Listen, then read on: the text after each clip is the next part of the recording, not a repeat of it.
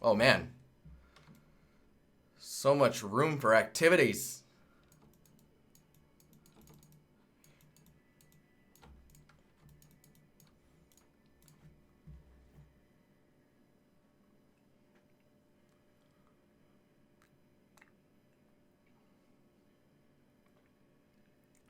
Hey, it's your boy.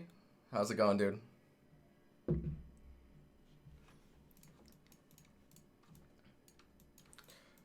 Dude, it's funny because I'm not really building this in a way where it's like friendly for unwrapping or anything like that. But you know, I'm just focusing on trying to get comfortable with Blender.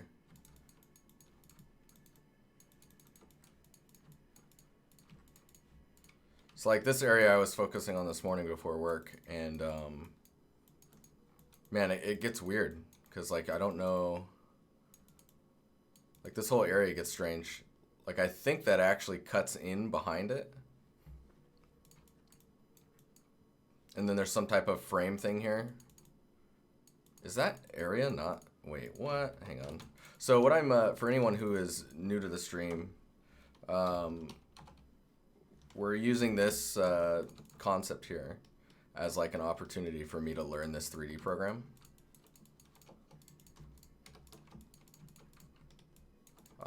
The thing I realized this morning was the building wasn't wide enough. Like it's thick, right? It's got some thickness, and I was not portraying that well enough. I even think it's not thick enough still. So we might widen that out a bit more. But what I ended up doing was just grabbing like all these elements. Let's make sure we got it all. Even this one.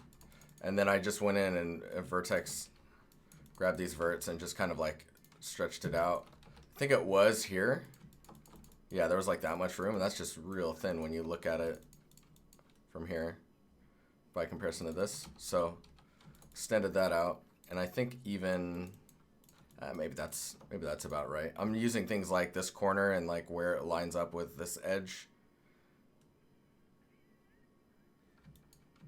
which should lead us to somewhere around this window. And then I put this door down here. Whoa, as I zoom in way too far.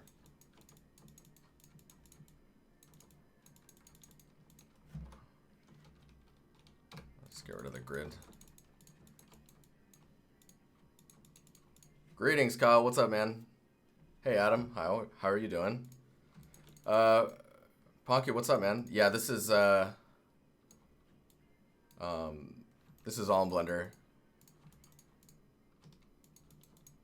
So I think what I want to focus on is maybe we'll detail out these little pieces down here.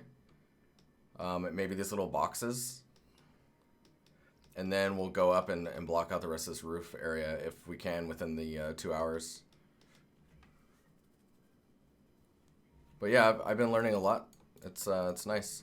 I'm actually getting used to not having a gizmo or a UI for that matter, which is kind of crazy.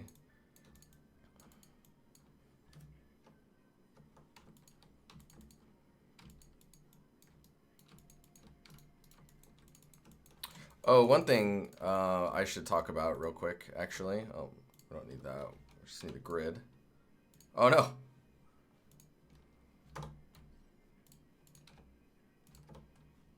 Yeah, we got the grid. We're good. So if I bring this out, well, let's put it there, and then we'll just put a cube here. So if you look at this guy, oh my gosh, why? So I'm gonna need the UI for this. So we got this cube, right? Let's go ahead and go to objects, and we'll edit this. So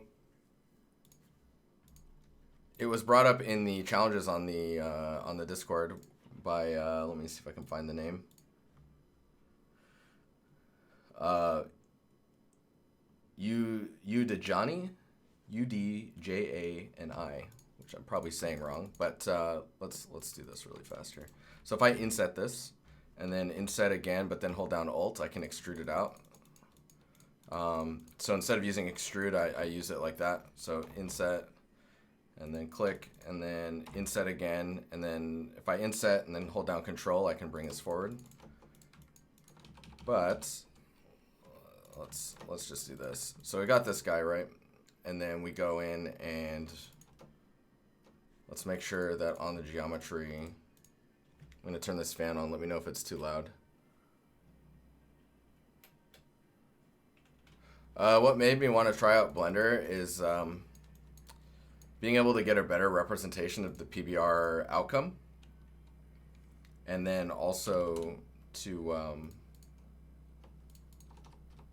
not have to pay money monthly to use it. Because at the end of the day, streaming for you guys is costing me a decent chunk of money. Because all the software I use is legal, right? There's no, like, I don't like to promote torrenting and whatnot, so let's hang on here. We gotta go to face. I'm gonna make these faces smooth, and then we're gonna auto smooth at 45 degrees. And then if I add a modifier for beveling, and I'll do this so you can see what's going on. So this modifier is adding like a bevel, right? And then if I look at, where's it at here? If I add weighted normals, that's how you get the controlled kind of normal look. Whoops. Why?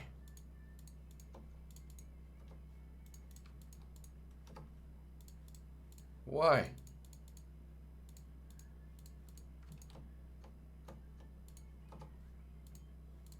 Oh, I'm like keeping the wireframe on for whatever reason. There we go. All right, so if we go to the weighted, I need to pull this out here so you can see what's going on. So I'm gonna weight it at 100 so that you get some better smoothing.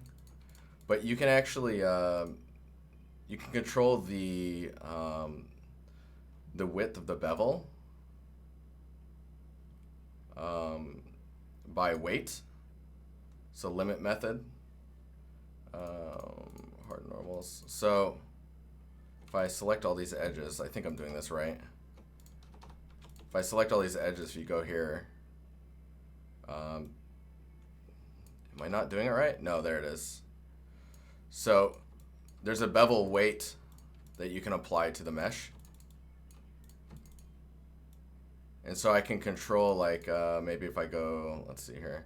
So if I make the bevel this big and then maybe add like a few segments, that's the bevel, right? But if I go into the edge and select this edge, I can change the weight of that bevel.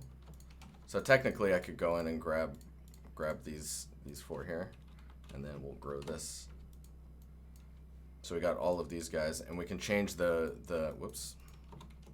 bevel amount. So 1 would be the maximum amount that the modifier is giving you, and then you can dial in a separate bevel amount within the same modifier. Super cool.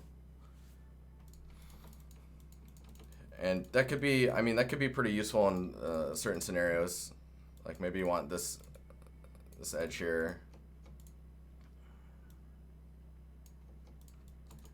And maybe you want those tighter and whatnot. But yeah, pretty cool. Now I have to delete this and we'll go back over here. And go back to my favorite colors. We'll hide all this stuff. Okay, so what was I gonna do? I was gonna focus on this bottom area down here.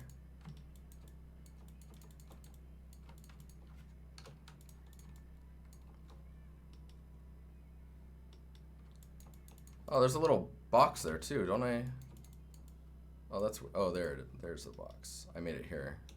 So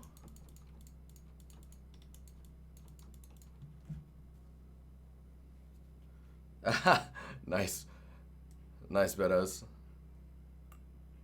Ow, I just hit my teeth. Oh god.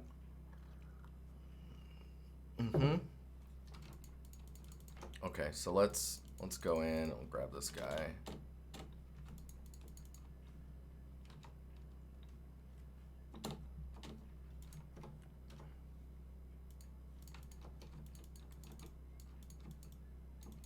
Wait, is that a... Did I model that as an edge? No, I didn't. Okay.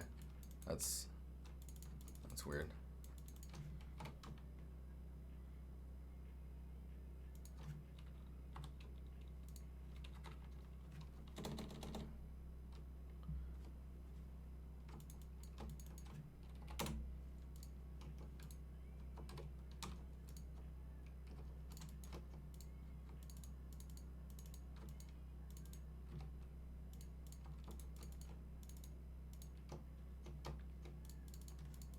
So I'll look at chat every once in a while, but I'm kind of like going to be in a little bit of a focus mode again today. You guys seem to like that actually quite a bit, so.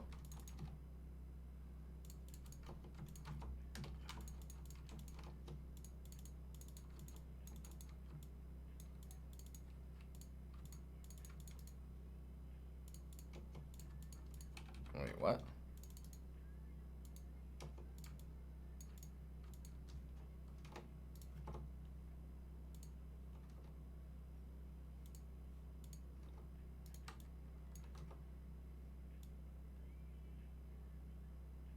There we go.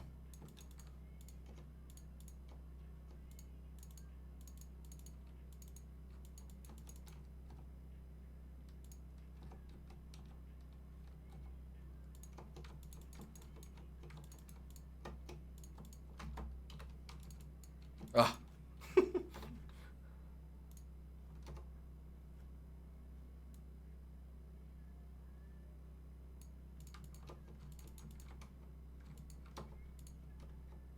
Oh, so here's something that's kind of interesting. Can I take splines and combine them? No, I can't. But I can join other splines together. That's okay. That's fine. This is okay.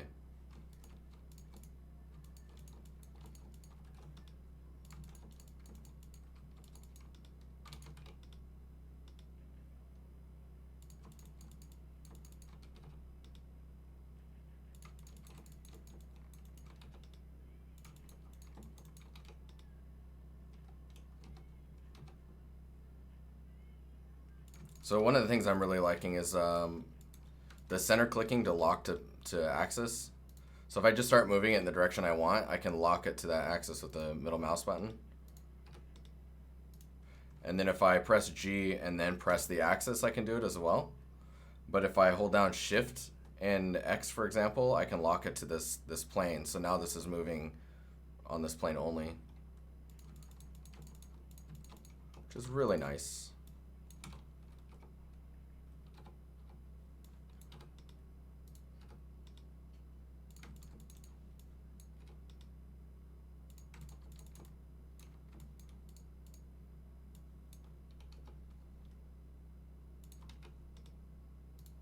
Wait.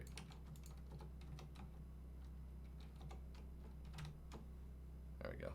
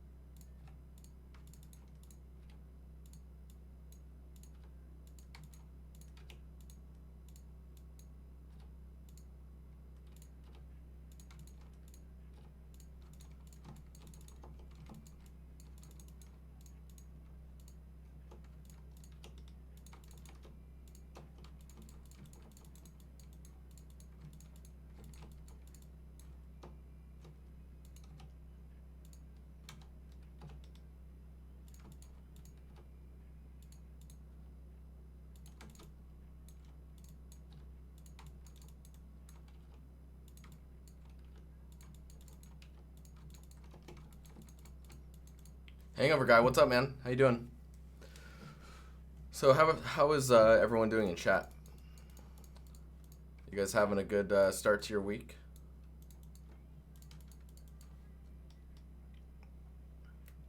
I don't know what these are. They look like maybe even like AC units or some type of ventilation type thing. This one looks different from these ones for whatever reason.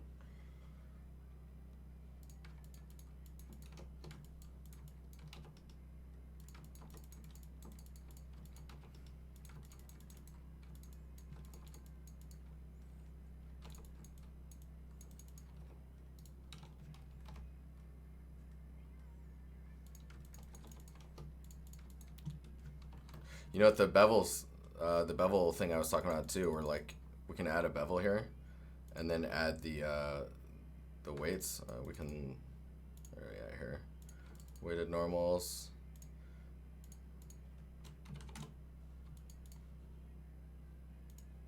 Can go back to the bevel here, change the width of it.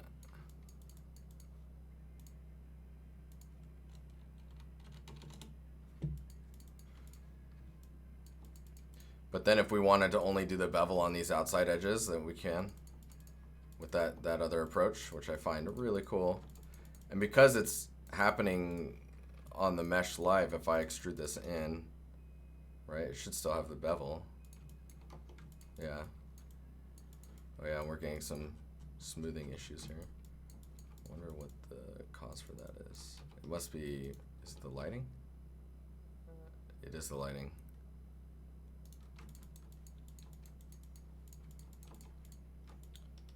This is fine. This is fine.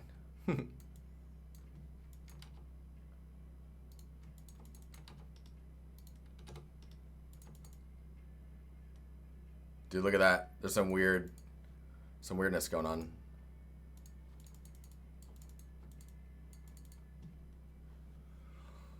Criminal, what's up? How you doing?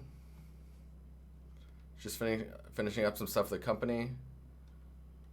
Maru is doing awesome.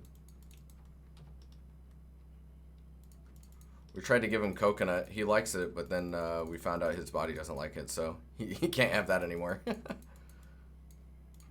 Not that we were giving it to him a lot or anything, but it was just like, let's see. It says it's safe online. Here, you want to try it? And he tries it, and it's all good. And then later, not good. Managed to get some texturing practice in. Nice. Okay, sorry, I'm just kind of rotating here. I'm thinking, we got this piece, right? And maybe we just need to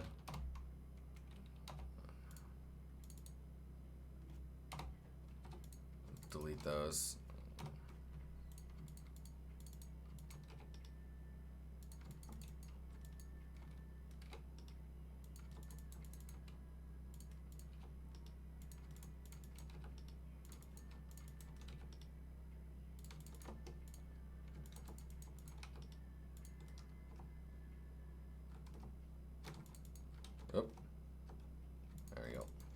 So this little dot here, for anyone that doesn't know Blender, is the pivot point. So if you have Shift S, you can move to geometry. I think that's with machine tools.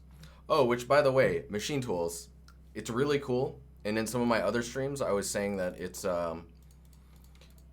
like, oh, I can do this because of machine tools. So a lot of the things that are in machine tools, you guys should know, are also native to Blender. And machine tools is just making it more of a friendly workflow or less click centric, which kind of helps to show that Blender is quite flexible when it comes to customizing it to your own needs, right?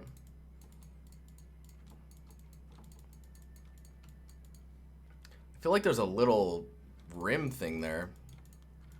Huh. How would I make that look the way that I think I'm seeing it?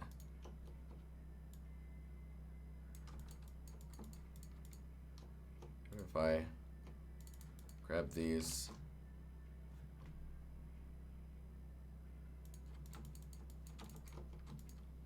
Looks like a curtain to you. You talking about this stuff in here?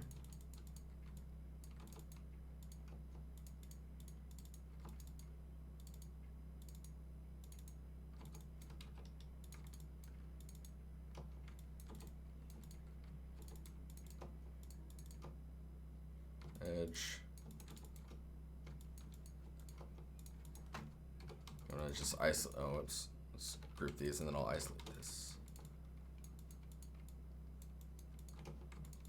Basically, I need to figure out how I wanna. Oh, it's a good song.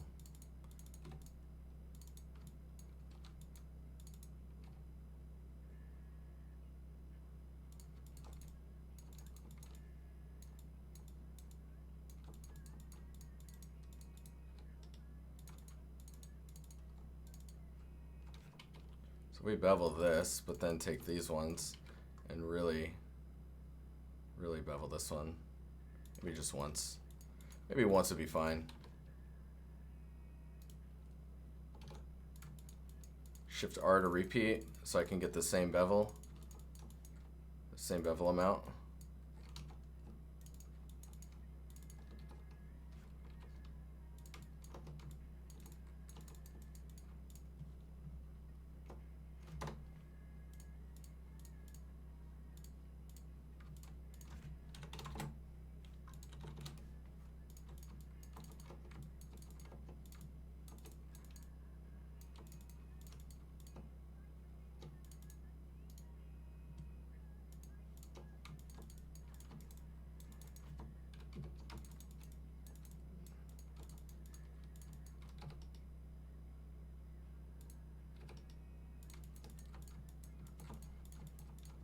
Okay, so there's like 6, 7 windows in here. So we need to cut some holes, man. So I'm gonna use a 3D cursor and we're just gonna drop a cube here. This cube, we're gonna move it into place. Grab the faces here. Kind of match it up with the size of the window.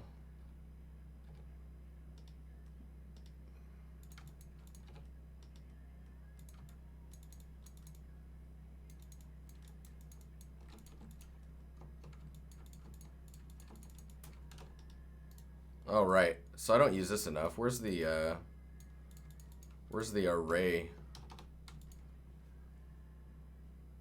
Spin, poly. Oh, that's the shrink. Oh, that's cool. I didn't know that was there. It's a modifier? Thank you.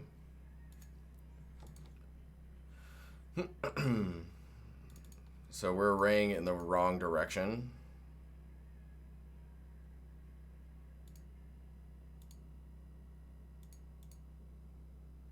How do I control the direction?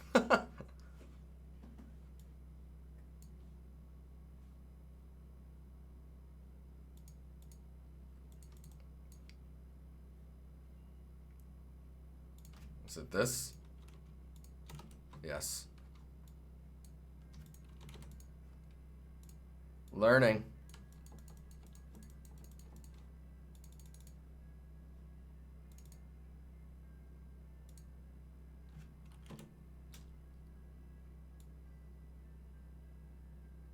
We'll just put it something like that for now. We can move them around later.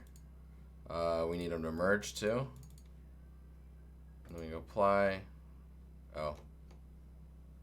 Okay, so it's 1. And then we're going to select this. And then we're going to add a modifier for Boolean. And then we'll eyedrop this guy. We'll apply. Oh. Ha! That's great.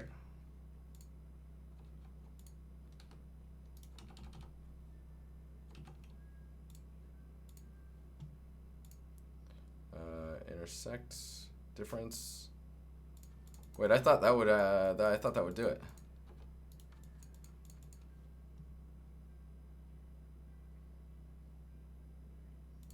Yeah, the can't apply in edit mode is a little odd.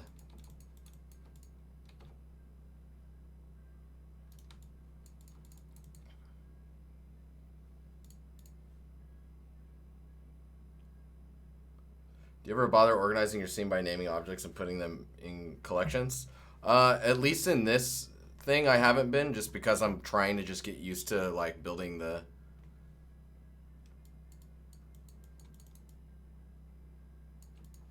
I have Boolean tools. Yes. I mean, you're talking about this. All right, let's look at that. How about we look at that? So let's kill this. Oh. It's a native Blender add-on. All right, let's look. You have to remember that I'm still learning this, man.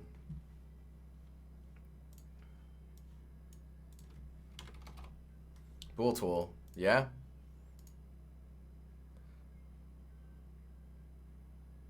Should I have this on? Use wire instead of VBox for visualization? Sure. Hotkeys.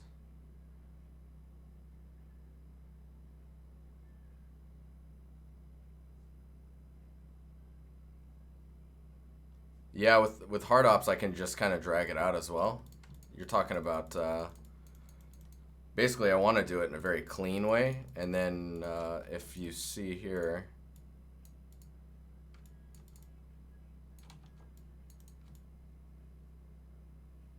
see, I'm getting all types of weird stuff. I'm not sure why. It might be the way that the mesh is, because it's not a solid. But let's do this.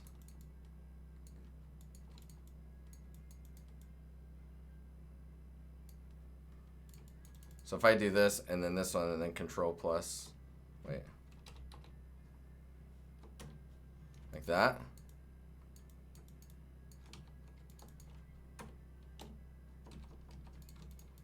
Oh, that is weird. Hang on here. Apply.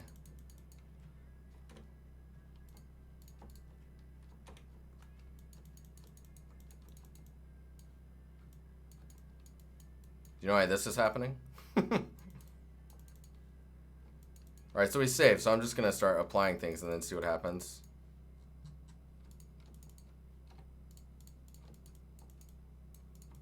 Oh, that's so weird. Not having a solid is definitely causing some issues.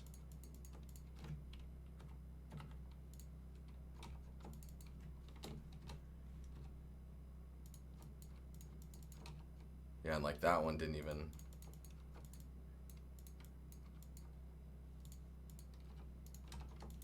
It might also not be helpful that I've got like random n-gons happening occasionally.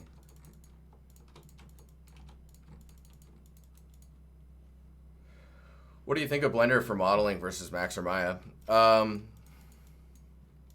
think it's fine. I don't like. I think it's good enough. Oh, whoops. Do you know what I mean?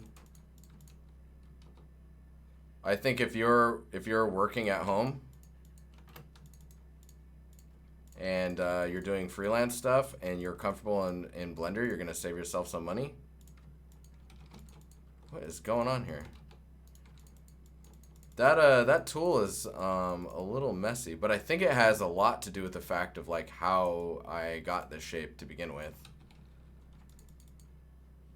Let's do this. So I'm gonna move this stuff out of the way.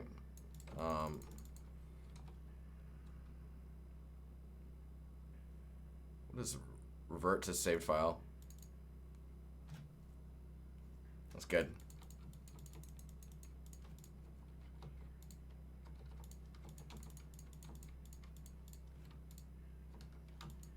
Just make sure everything is there.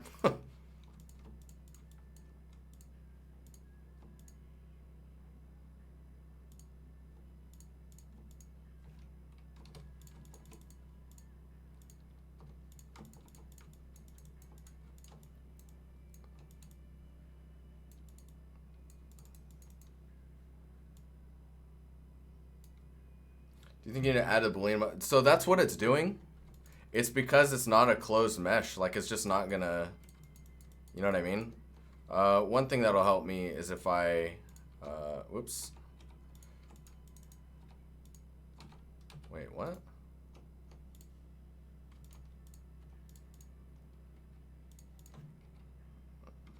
Is that what the array is referencing? It is. Oh, that's confusing.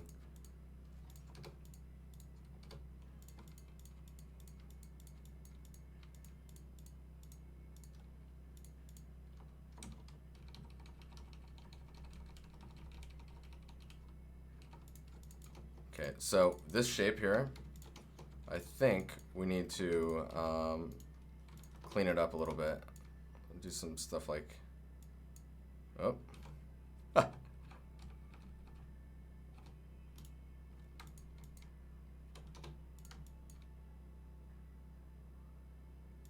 So if we do that, Wait, what is it doing? Hang on here.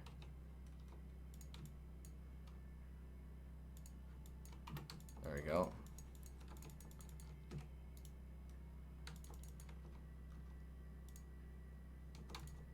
Why am I doing that when I can just do this? So funny.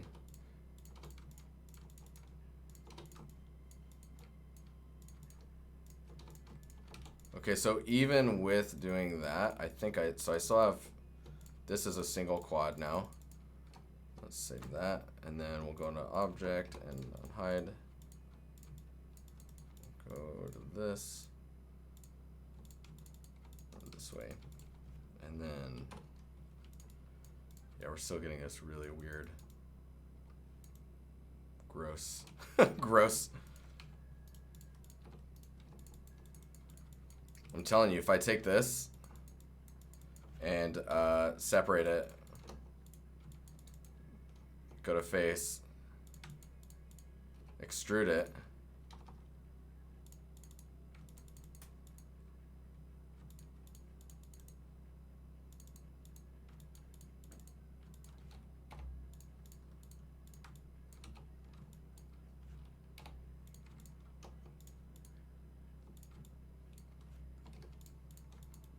I want to see if this works.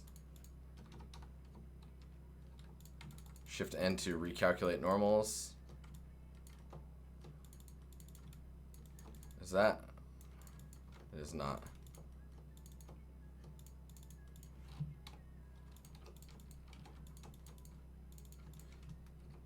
Because by doing this, it'll help me understand what is being calculated. It still doesn't like that. I wonder if it's because this is not an applied array. So now it's just a mesh.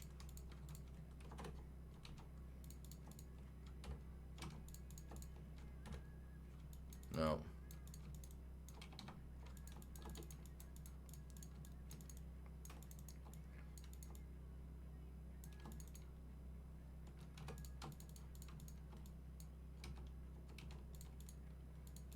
What was the hotkey for that? Applying transforms. Control A, thank you.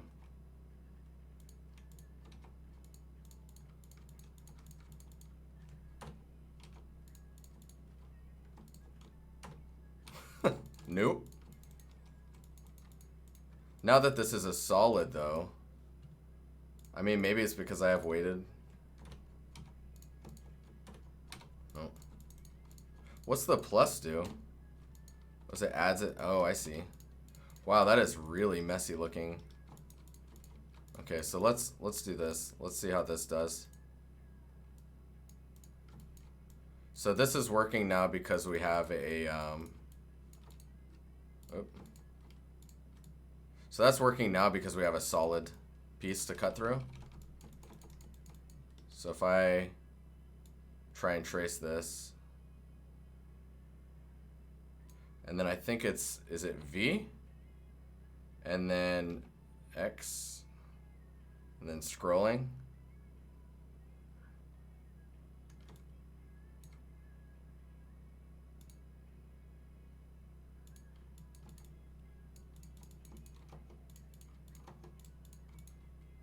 And then let's just delete that. So I mean that worked, right?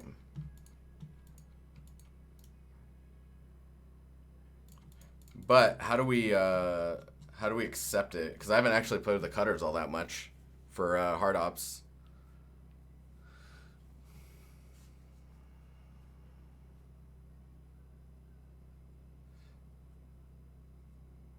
Same thing as a modifier. I mean, there's a Boolean happening here. So if I apply, now it's just a mesh, and this cutter can technically be deleted. Looks it.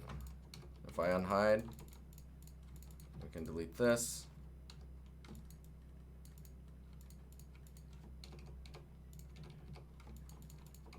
Did I delete the window? That'd be hilarious.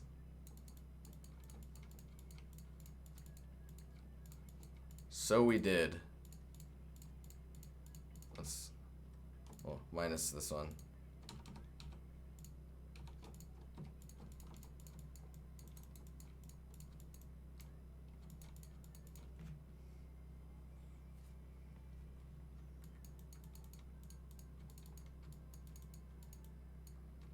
Yeah, dude, that was a weird that's a weird experience there, for sure.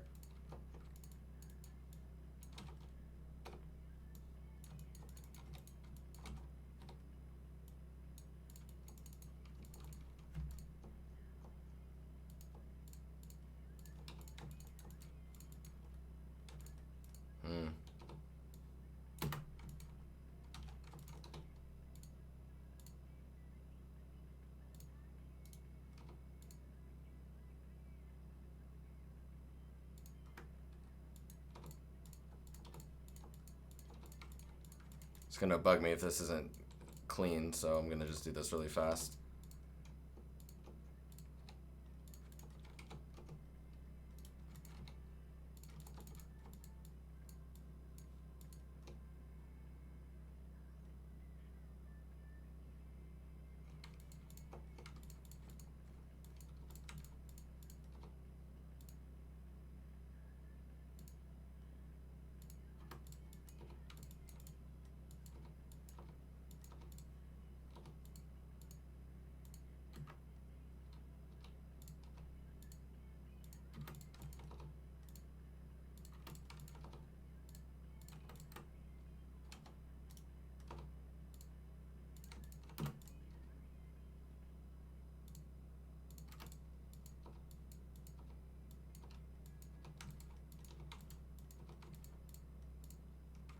That should be fine.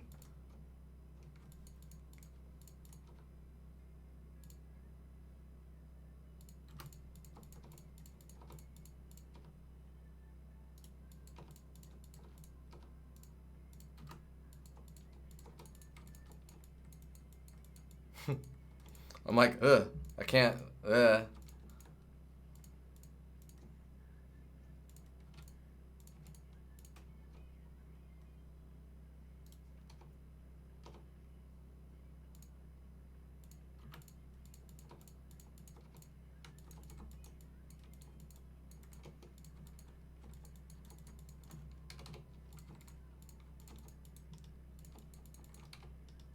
Okay, well now we know how to build that window, so. You guys ever wipe something out and you're like, oh no, and then, I mean, rebuilding it is like so much faster? Because you've already, like, in your mind, you've solved it.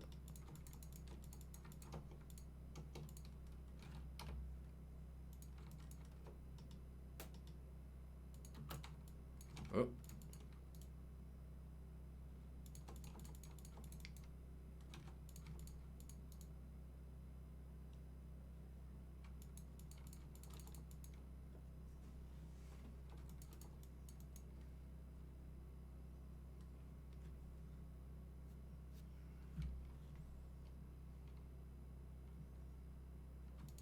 Yeah, it's pretty interesting.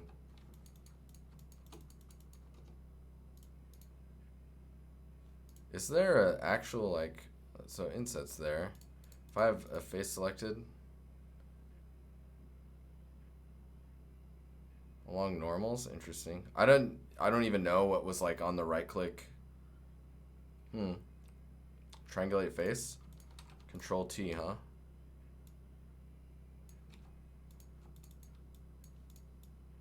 So wait, why is, what? Oh, I'm like, why is that happening? Like, bevel tool is active. That's funny.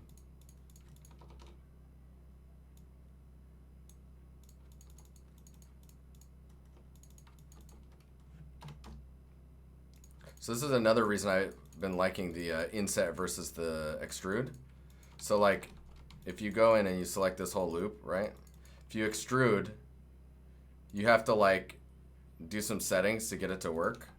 But if you just inset but then hold control before moving your mouse, you can just pull it out like that, which is what you want to begin from the beginning.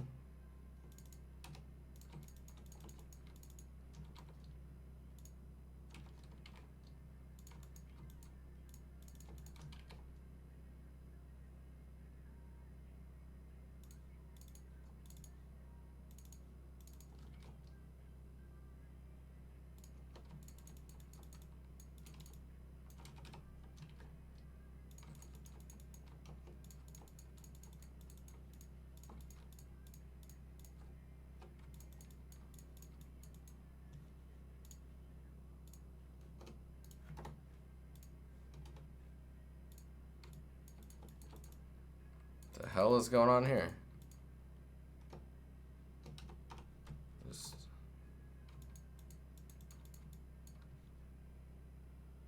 Oh, I see. Wrong modifier.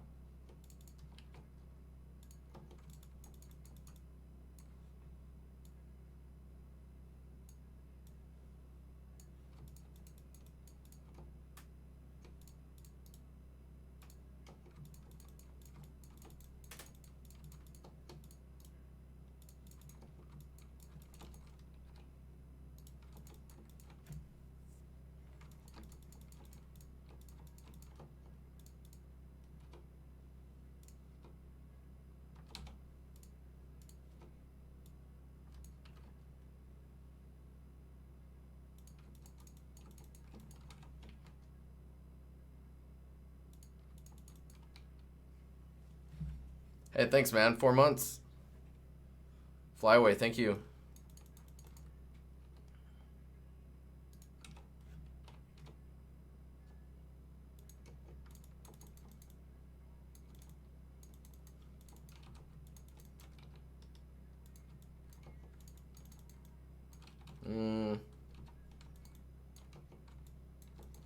Still not sure on this.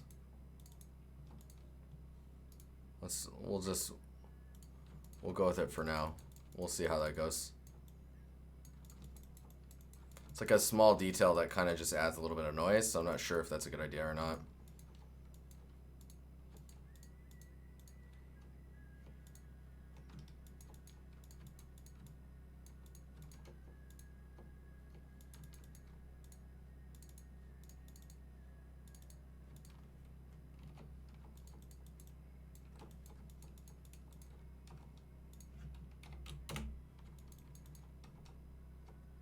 Well,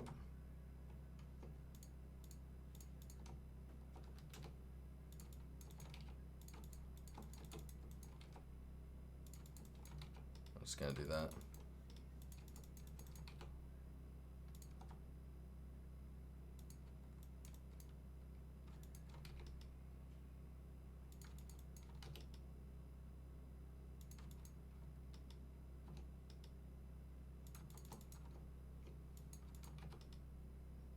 Man, some darkness. Bring it down there. Now let's take. We take this whole thing and bring it back in there, and then let's delete. Oop, delete that face, so we can benefit from that all that time we took to to Boolean the.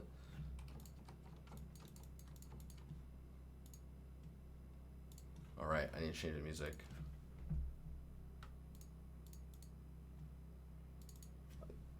This is the playlist I've been listening to a lot lately, so let's see how that goes.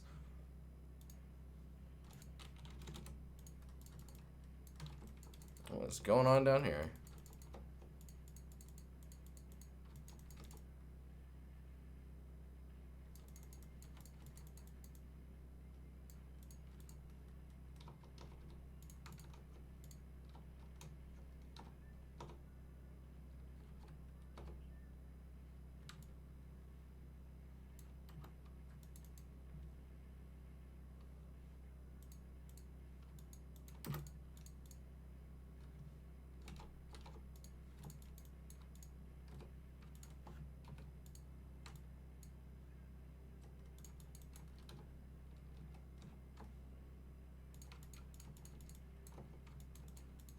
Oh, that is weird.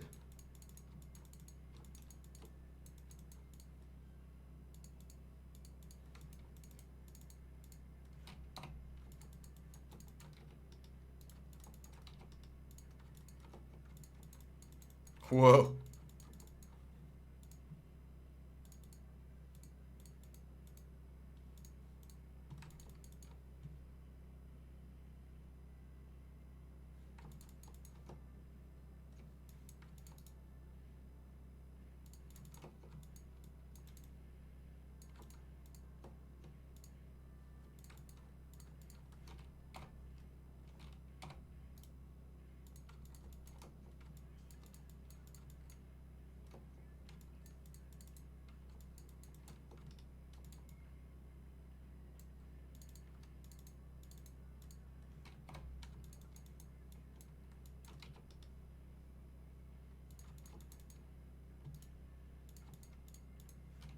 Yeah, I forgot that I was smoothing that stuff.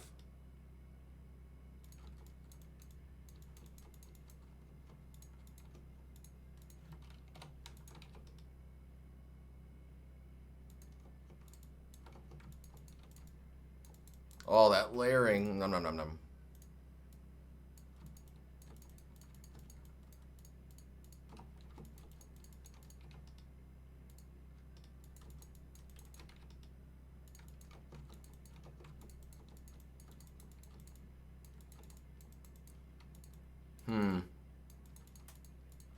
It's actually really weird to have it inset there versus the other way around.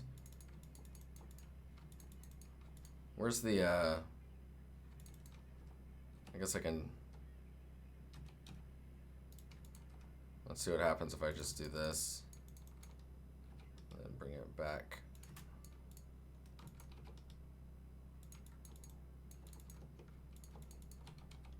Maybe not that extreme.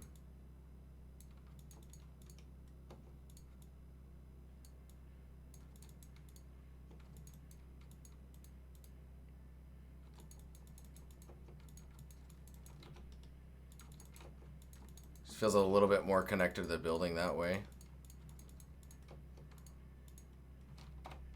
I also think that this might be just a little too.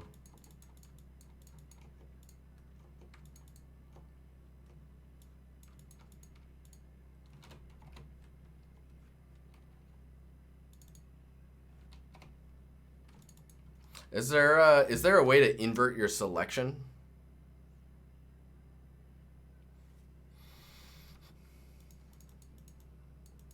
Control I? Really? That's hilarious.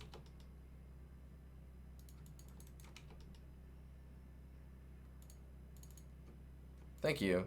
Dude, that's funny. I should have guessed that that's what it was. It's kind of cool having the window that far in. I think I'm just going to leave it, even though it's not really what these are. I mean, I like all these different window types that are kind of coming out of this.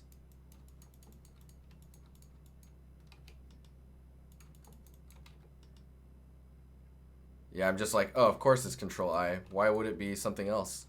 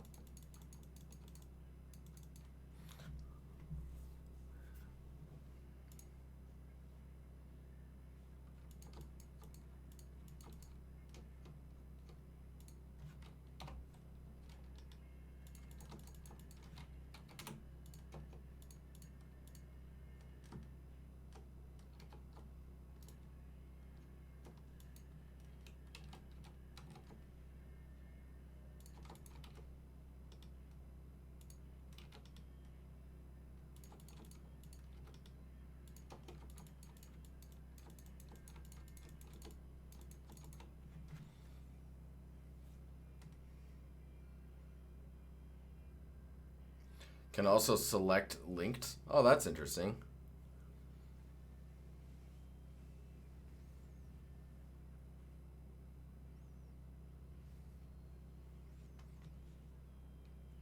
In environment, I see it a lot, but in assets, I only saw a CG cookie being like, oh no, I have 2 cylinders halfway in one big cylinder. I'm dead if I don't connect it. I mean, for GameCube, it was like that.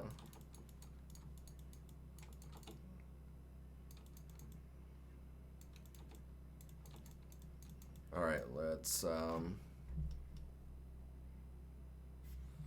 There's a little box thing under these too. I like how these are uneven from this too. That's kind of. It's gonna maybe bug me. I can fix it later though.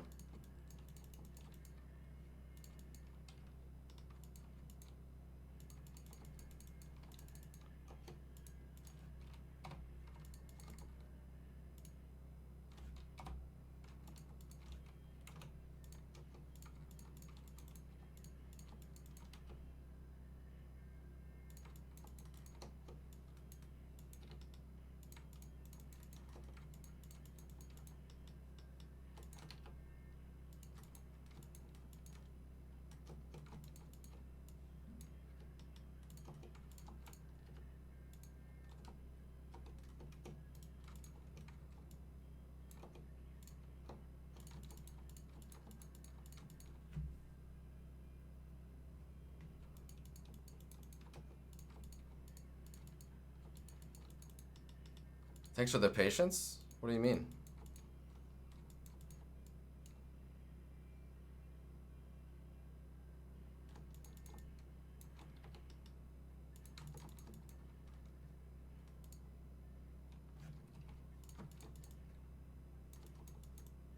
Nice, we got some weird error from that.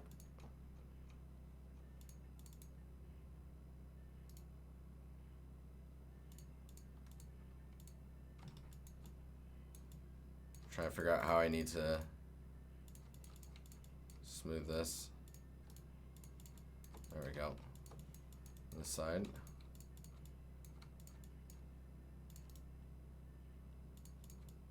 There we go. Cool. Cool. Alright, there's some little box things here. There's a little boxing there.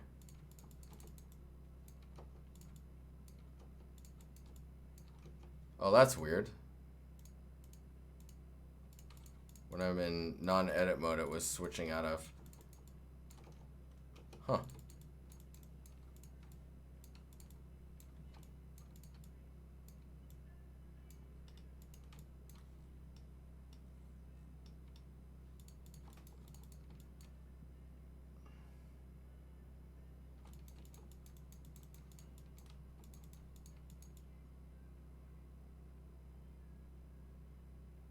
That's pretty cool. Selecting inside faces.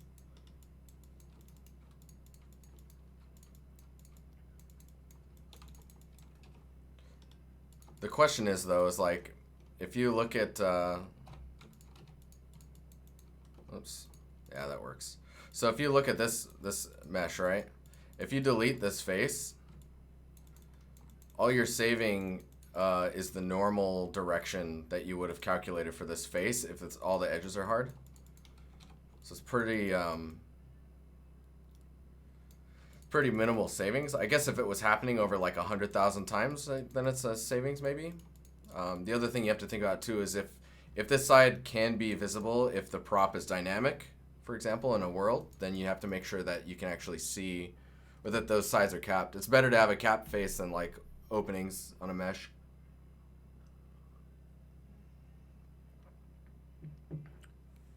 Yeah, when you do modular pieces, you have no idea how people are going to use it, so you got to be really careful with that. You never know how it might end up being used. It's true.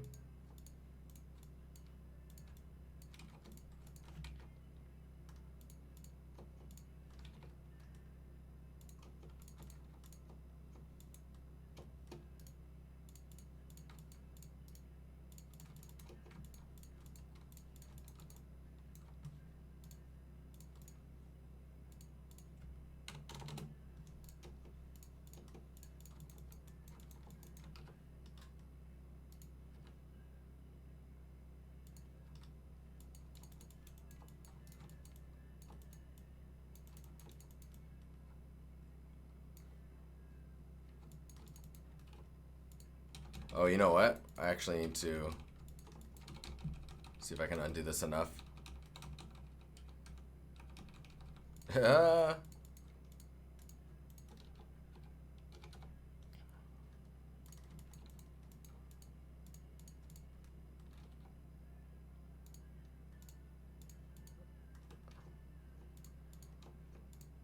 Wait, what?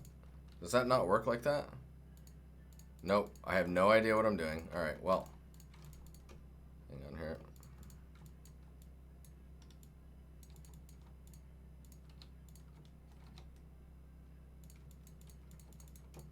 I forgot we need to make sure that this shape. That's why bevels are dangerous, man. If you don't know what you're making, you shouldn't bevel it yet.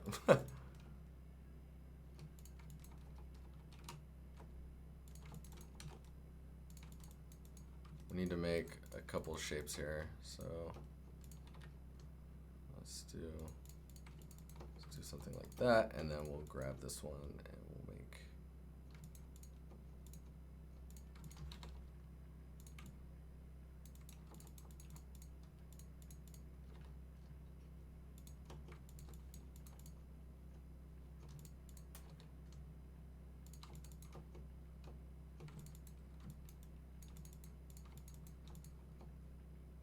I just modeled the same prop, but sideways and upright.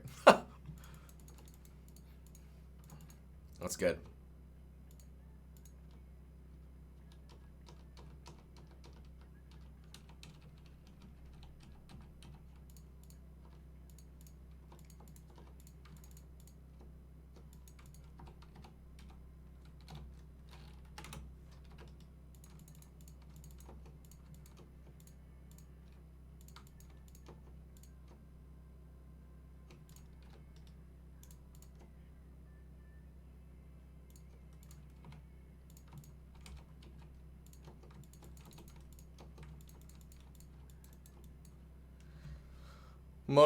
Monodor, what's up, man?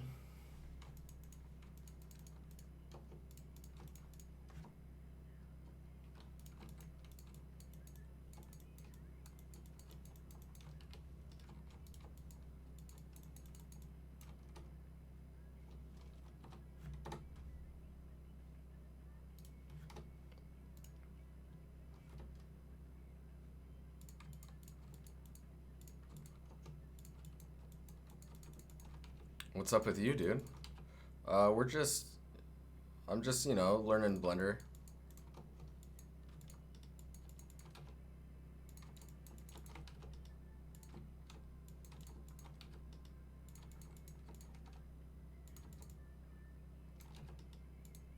It's good. I like it.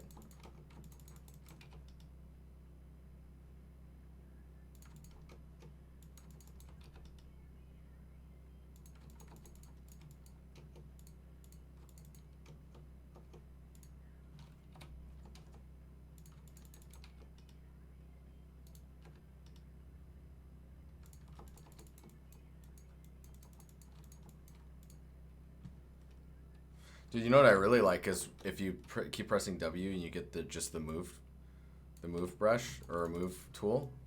It's like anything you grab will just move when you mouse over it and try and grab it. I really like that because then you can just what is it?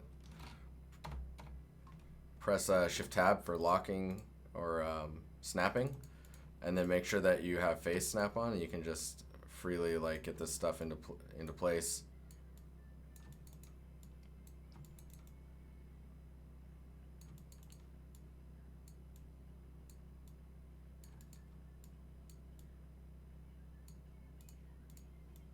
I really want a better way of adding a point between these.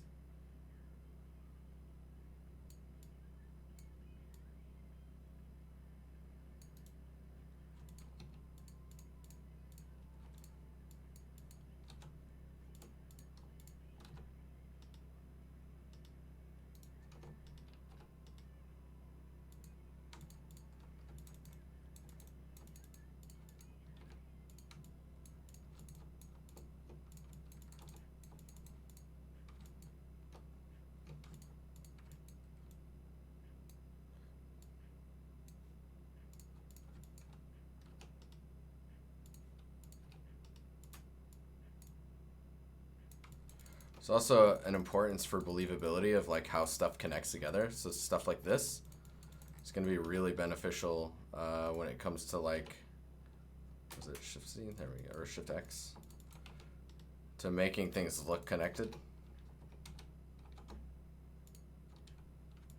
And if there's like a slight tilt to it, it's even just a little bit more on the human side. You know what I mean? Maybe you want to put that over here, and then we'll put this one here.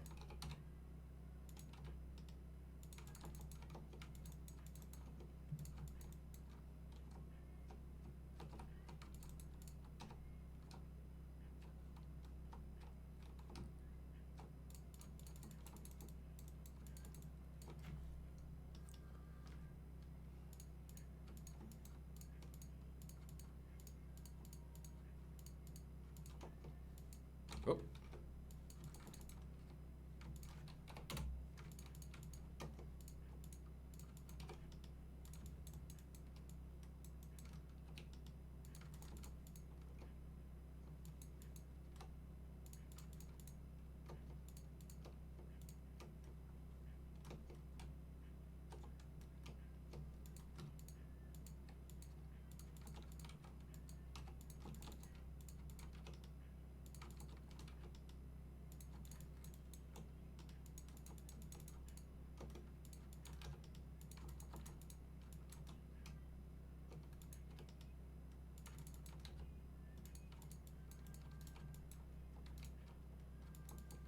This is another nice thing. If you hold down Control when you have the last kind of point out, you can,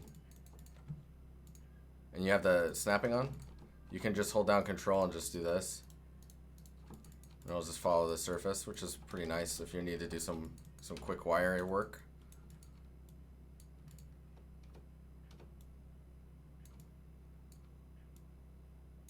This part I have a hard time with. I'm trying to understand, like, I guess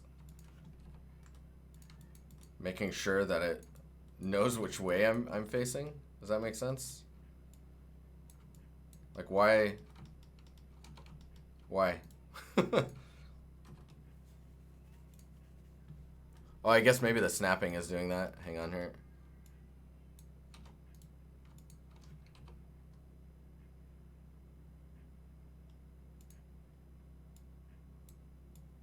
Wow.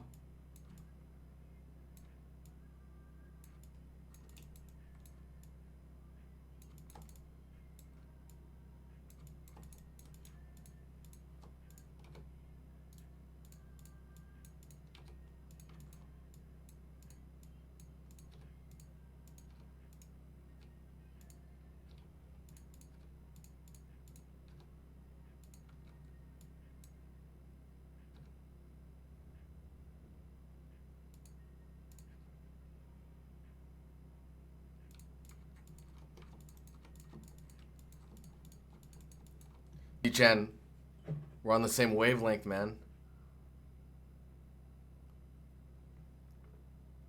Yeah, control while moving snaps. Yeah, that's pretty nice. It does snap to the pivot though, right, of the object. So if you need to like if I want to take this piece and I want to make sure that it's snapping. Like if I'm doing this and then holding down Control. Oh, wait, what? Say what? Hang on.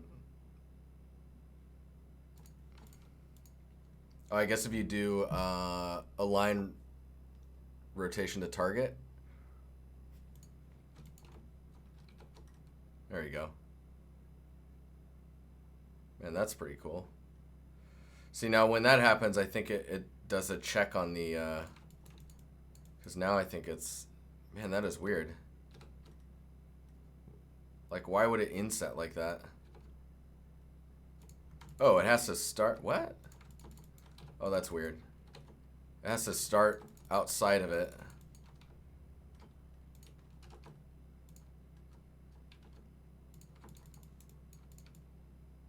Huh. Wow! Thanks. Thank you. Turn on Surface Project. Man, is the stream really delayed? How you doing, Asher? Yeah, if you turn this on and then let's see here.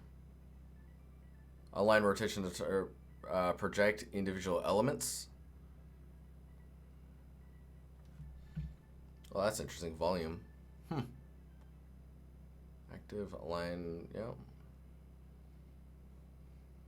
project individual elements. I have to see now. All right, so if we dupe this.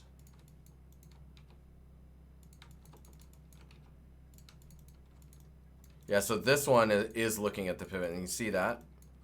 So what you'd have to do is actually, you'd have to author these in a way. Oh, nice, these don't have back sides to them. That sucks. Basically, I turn the snapping on. Move this over here. I turn the snapping on and then do maybe like vertex. And then holding down shift right click, move the pivot there. Man, this gets awkward though, because I think you'd want it there, but I want it centered as well. Closest active. Basically, I'd want to move the cursor to that.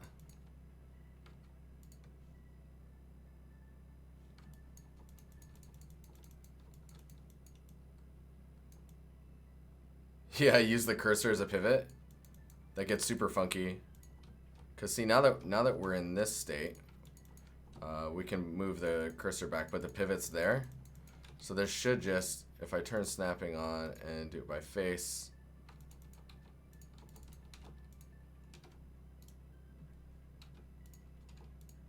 it should just,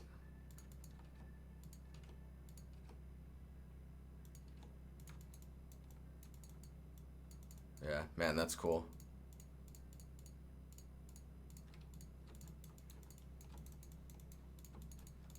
All right. Oh my God, it's already 9:46. So we have until 10:30-ish, and then the stream, and then I gotta go. Maybe we should figure out this rooftop area, huh?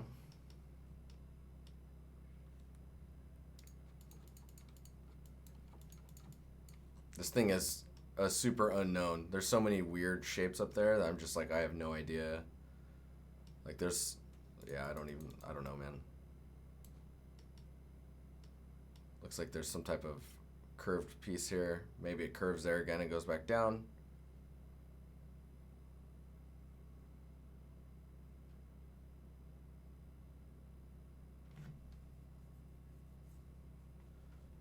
Dude, the snapping points and 3D cursor, once you get used to it, are really awesome.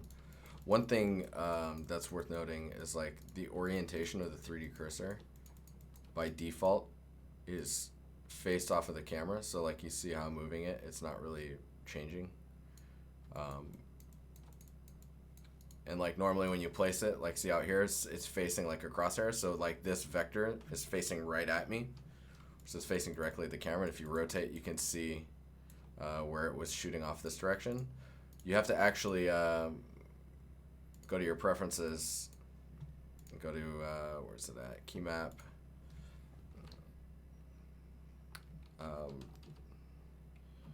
3D cursor, and then set 3D cursor 3D view. Go in here and then just set this orientation to geometry, and it'll always do a correct angle based off the first right click.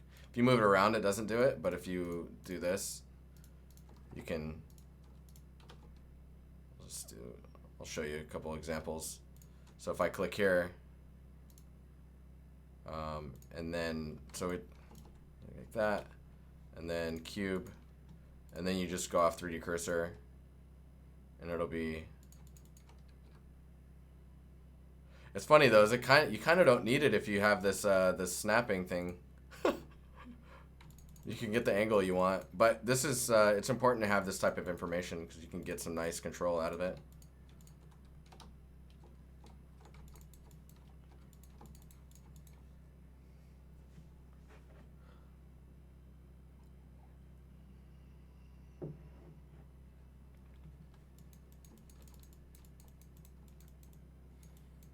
Okay, let's figure this out. So there's some like roof stuff going on here. Some chimney pieces. We got those right here. Cool. And another one that goes maybe over here somewhere.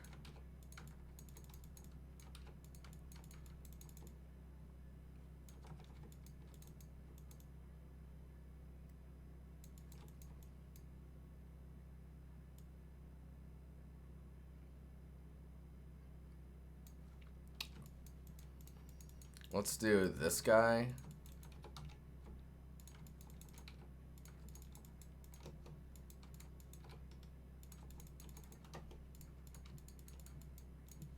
And then let's do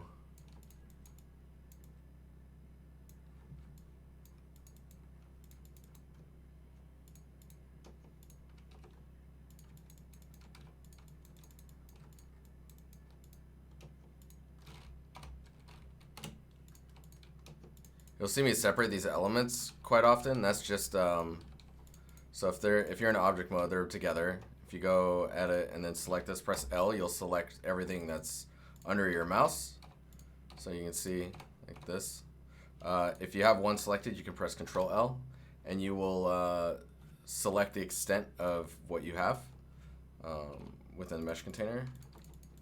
But yeah, so I'll press L on this, and then I'll press P, and you'll get some selection options for separation, or separation options. So what I usually do is the first one, so it's just separating the selection into its own container. So if I just select this, press L and then P and then 0, you'll get two separate objects.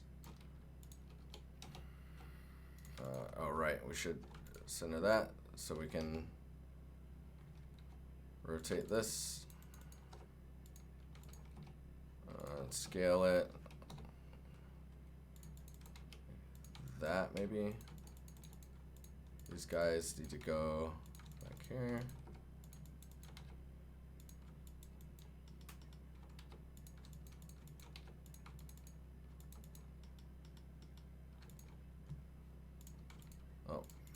We're gonna go into face or vertex edit and then press O to get into the soft selection. So when you press G and then you have your scroll wheel, you can move your soft selection around. So you can get some pretty nice control when you need to.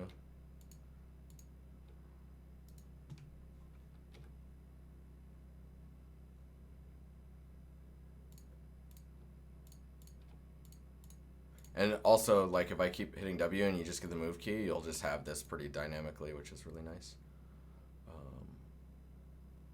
This corner looks like it's lifted on there, which I guess you just...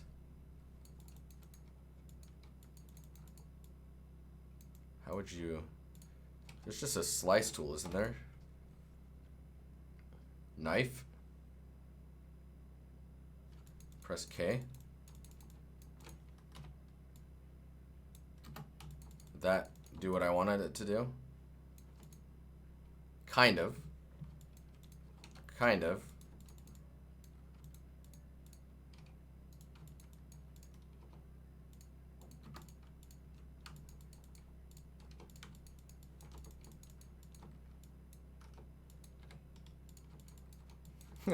That's all I wanted to do.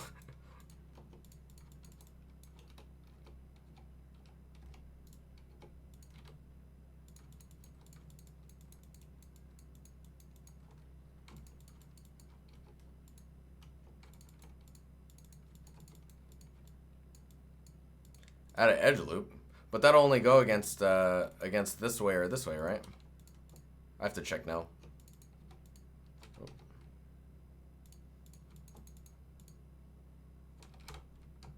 Let me save this, and then we'll go.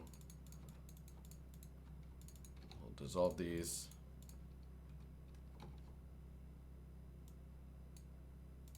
Oh, I see what you're saying. So you're saying like. Add these two. Oops. And then just connect them like that. Yeah, I mean that works as well.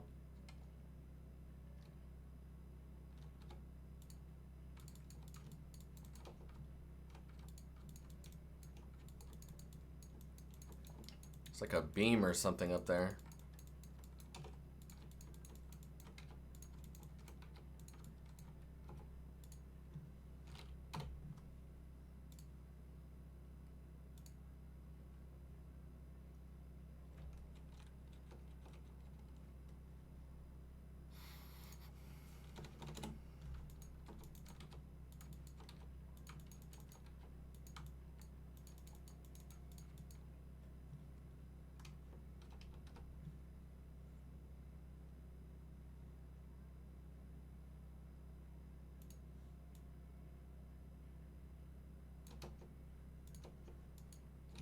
Whoa.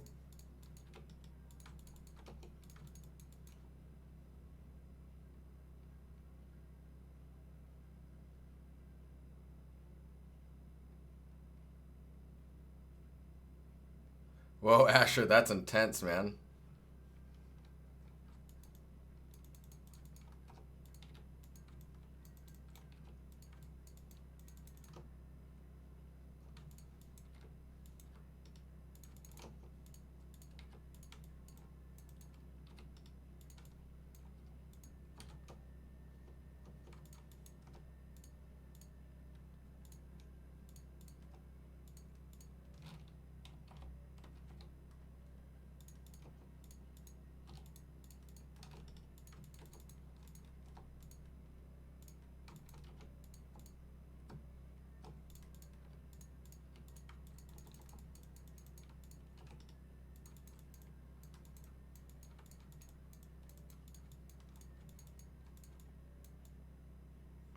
So one thing I'm noticing is there's this other piece, right?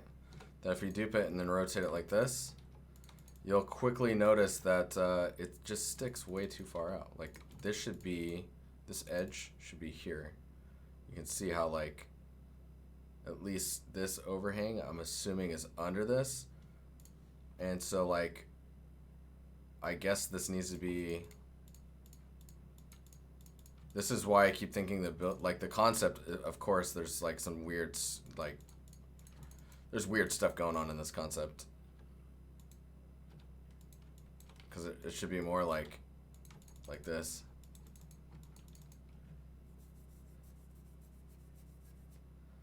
After forking blender, nice.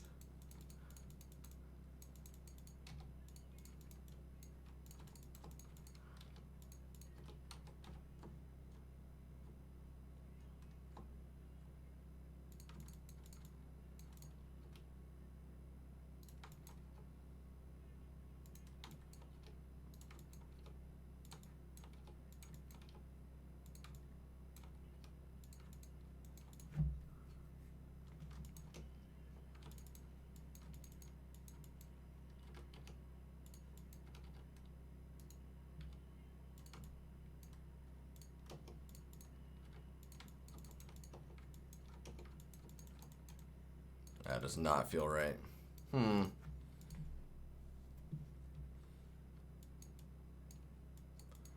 mean, I guess that means that all this stuff just needs to go further back. Like this, and then we'll go even further back, and then these guys will go back here.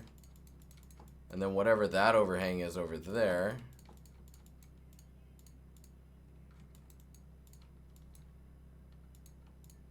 we'll just assume it's like this.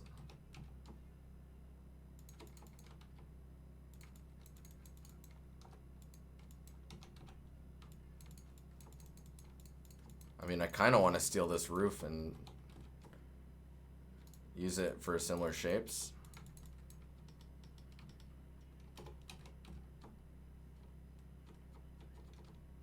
Why is that snapping? Is that because of this stuff?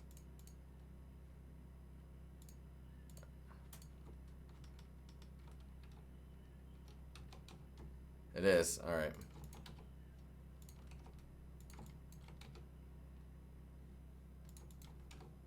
And then this one I want to be over here.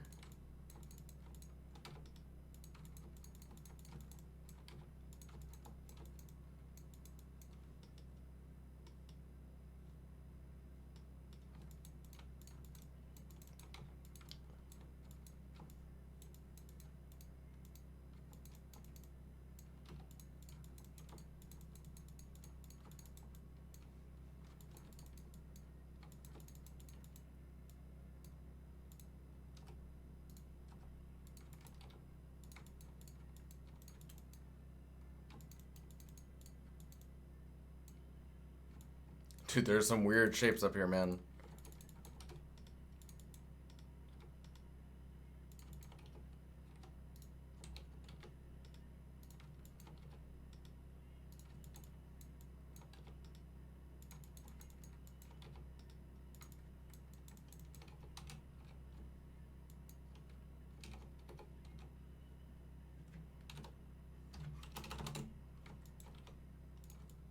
forgot that you can type values in, which is super helpful. Like if you hit R and then Z, right?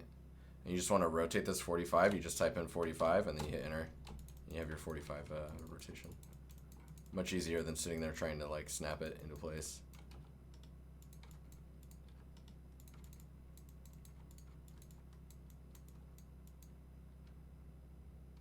Hey, thanks for the follow. Jack Skull. How are you? I'm doing all right. We're just sitting here learning the blenders. So these are way up here. Yeah, that's probably one of the best features for sure.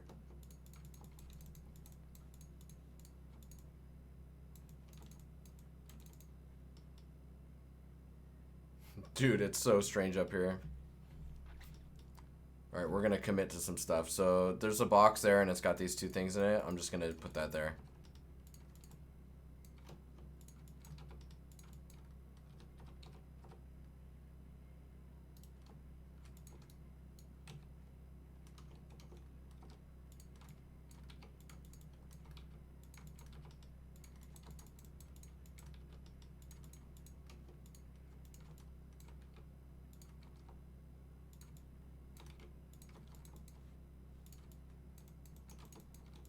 Which means this needs to go a little...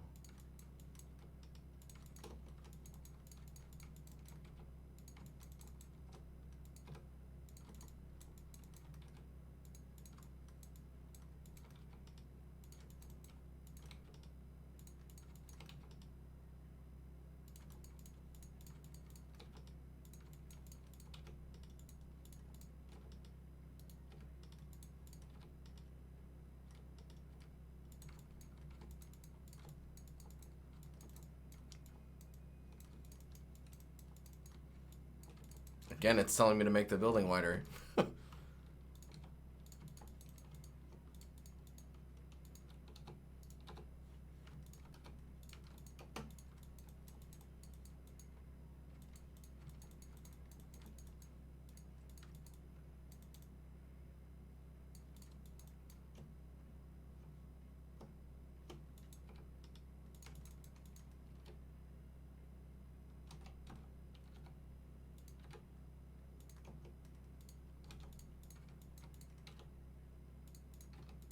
I'm just gonna delete that.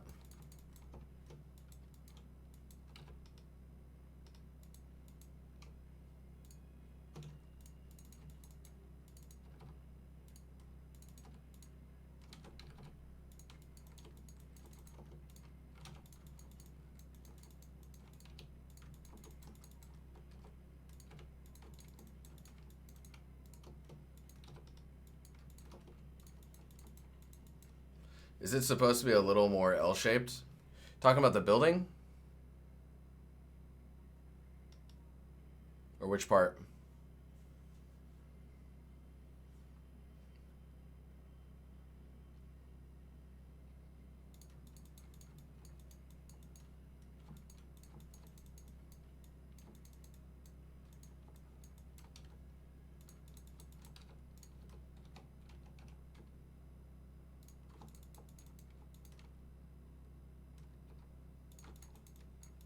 I mean, I could extend this out because like you don't see any of this back area. So like for all we know that this whole area here, I've already extended it out a couple times. Well, let's exclude that. But yeah, if I go in and grab like these, for example, and I brought those out here like this.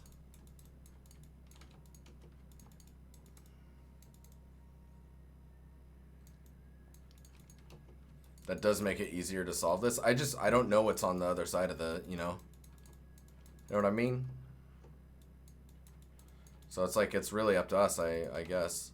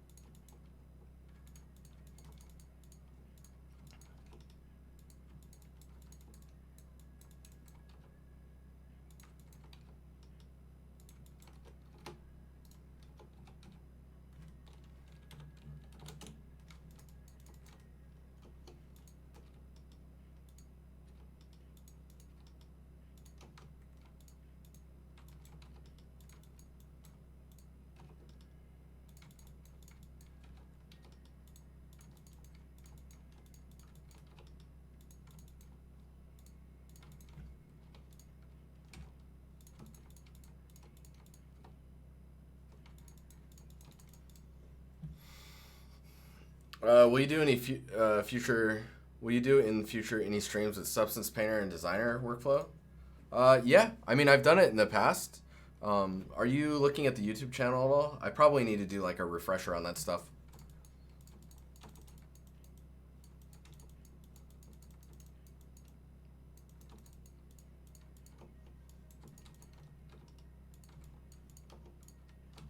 It's interesting because I'm starting to get to this point with Substance Designer where I'm just not. I think it's waste. Like if I want to be focusing on being an environment artist, I think it might be wasting my time for the later game of like being an environment artist. Of course, you need it a little bit, right? But I don't think we should be worrying about making sure our portfolio is full of substances if we want to be an environment artist.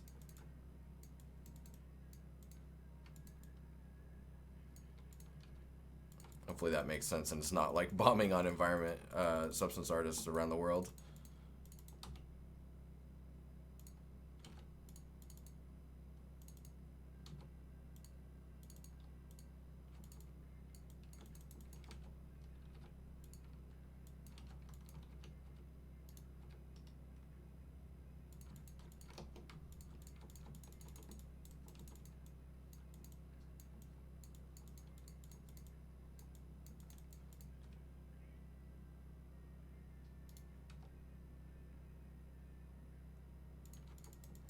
I think that edge is out of there.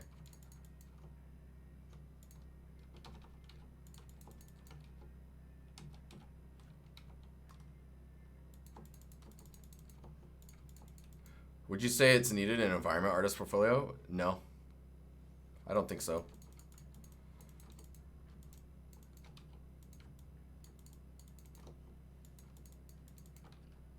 It also depends though. Like, if a studio is small enough and they need people making substance materials, it might be expected of the environment artist to be doing it, right? So again, it's all kind of about the where you're coming from. Oops. Or where you're going, rather.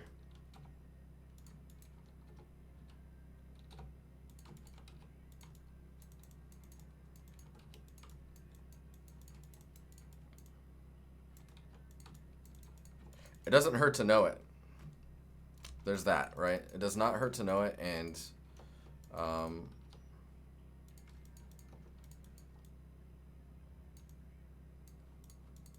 I mean, I think it just sits at that. It doesn't hurt to know it. I would say most of the time in AAA production, it's not really going to make or break your portfolio if you have material balls on your portfolio for your environment art portfolio.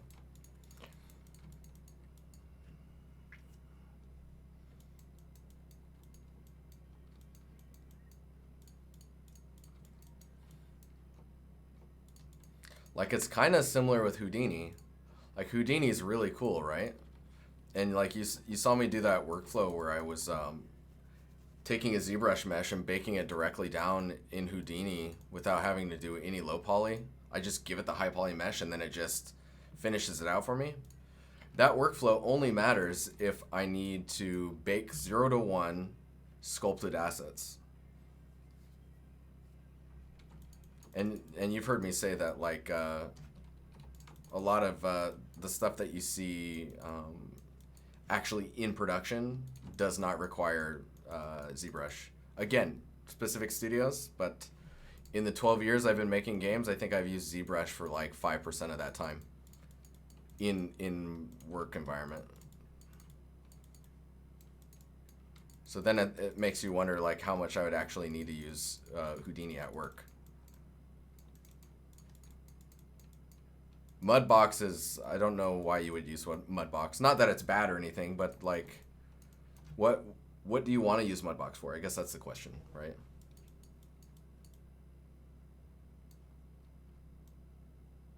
ZBrush gives you anxiety? I mean, if someone asks you to sculpt something, then maybe they'll never ask you because they know that it gives you an anxiety, right?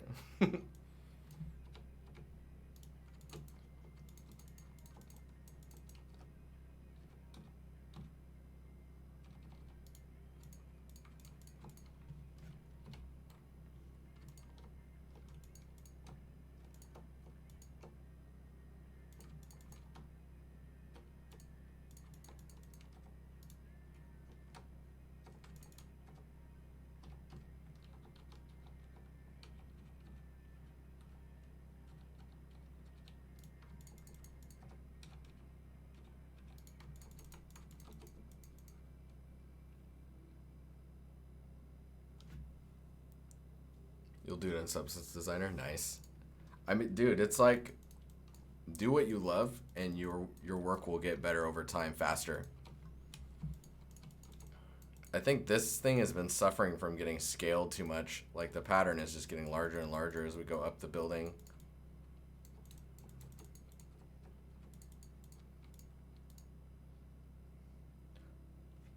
You've been putting off designer because it hurts your head? I mean, I don't think you need to force it on yourself either.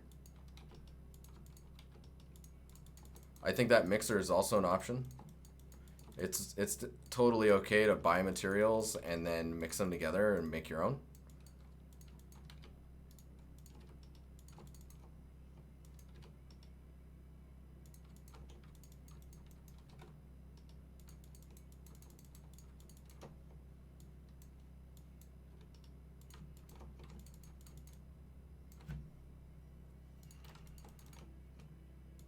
Man, I can't decide on this area here. I keep kind of noodling around with it.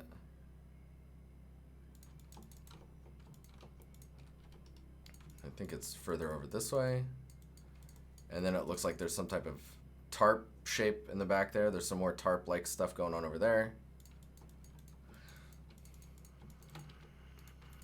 This thing is somewhere. Let's just grab this. We'll grab these two. And we'll just join those together and then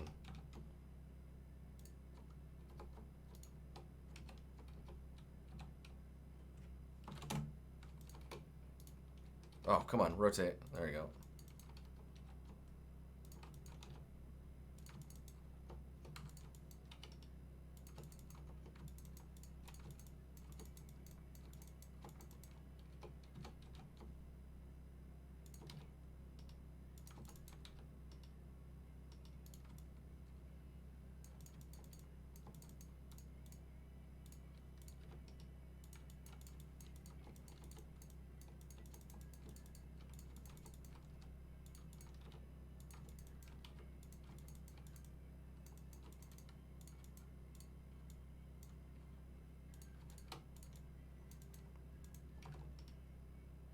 Just bring this out here.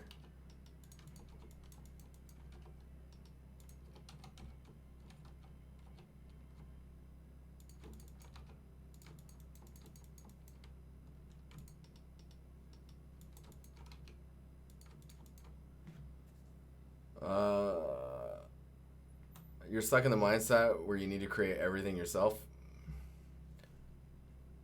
Is sculpting tileable materials in ZBrush a viable option in today's industry? It depends on the studio. Some studios do it, right? It is more time consuming. So if a studio needs to be cranking out the content faster, then it's probably not a good idea.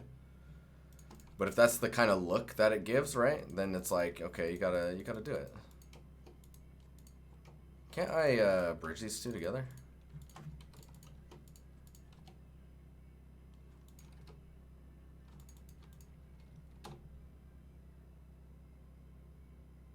Or do they need to be open first?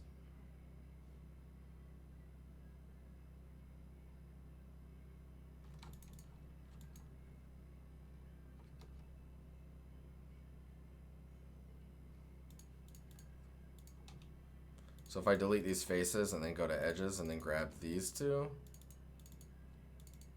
and then F, no.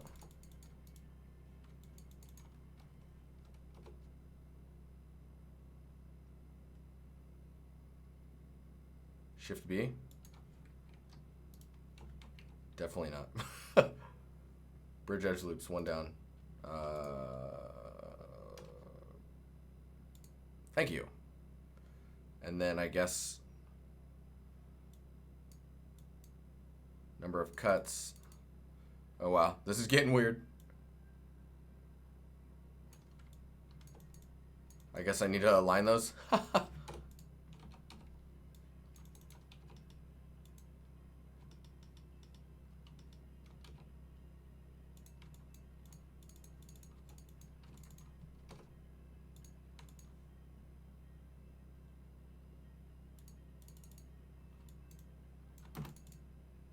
Oh, that's nice. Is it this too? Extrude? What? Extruder cursor. Ooh, that's cool. Okay, so if I have that.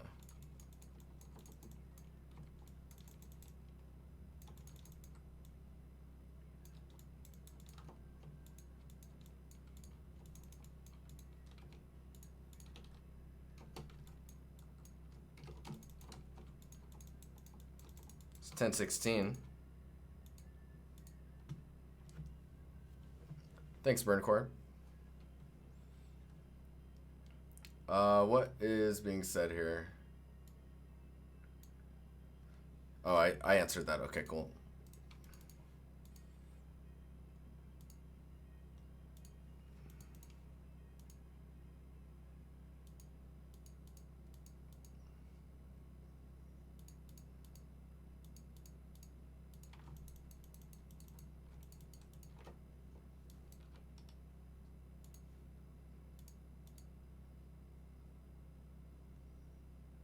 Is there a way to... There we go. And then are those actually intersecting? Nice.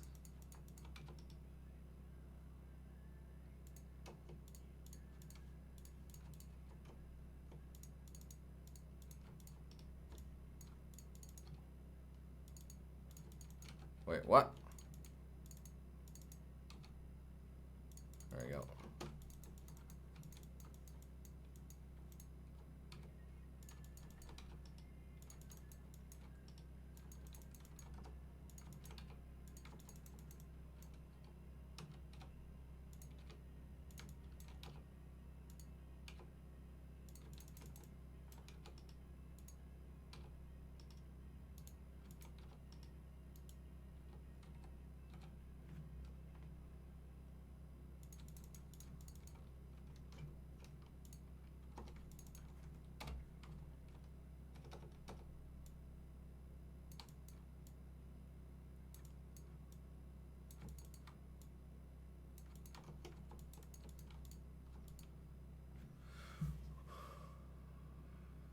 Say I want to be an environment artist. What would you say is the most important software I should be learning?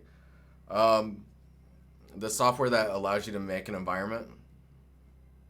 Like straight up. Like, I guess Unreal.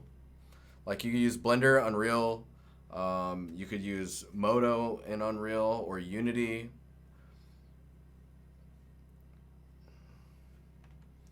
Yeah, and then like Zero Strike is saying you need to know where you want to go. What type of artist you want to be? What type of environment artist?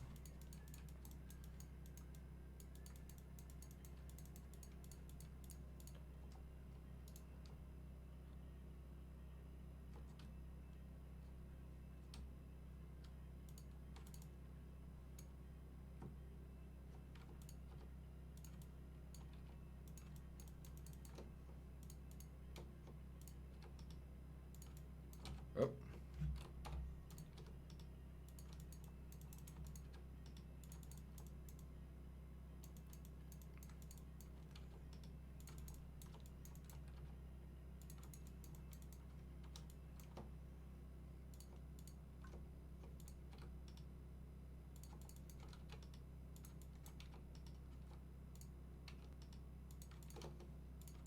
Man, this whole roof area, like, it's kind of starting to make sense, but it's still a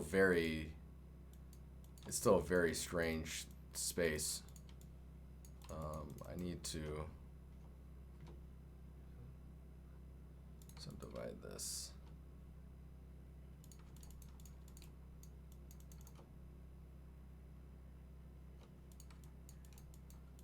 Let's say where the biggest tension points are going to be. And then we'll just start pulling on that.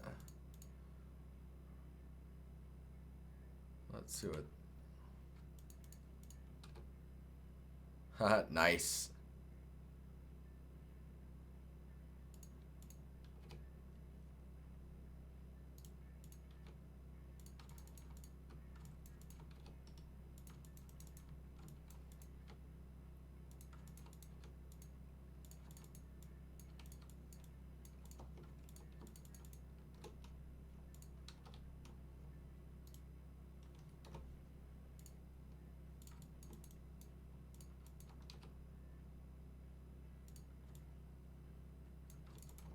Works for me.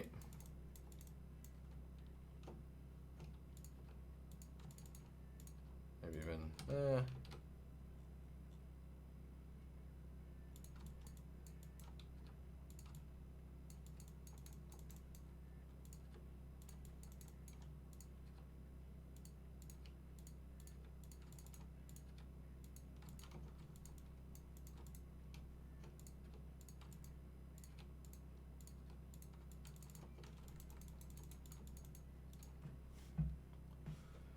more towards hard surface work.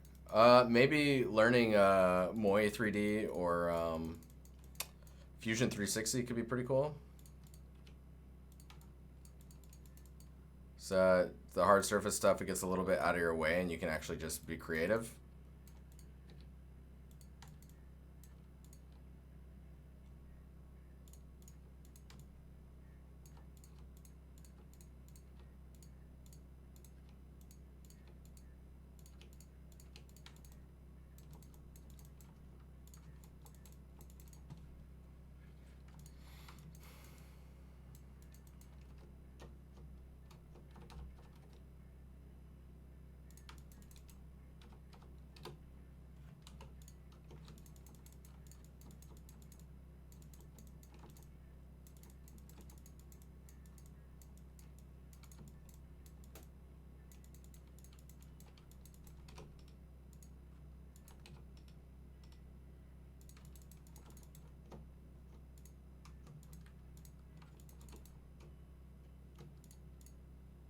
Oh, wait.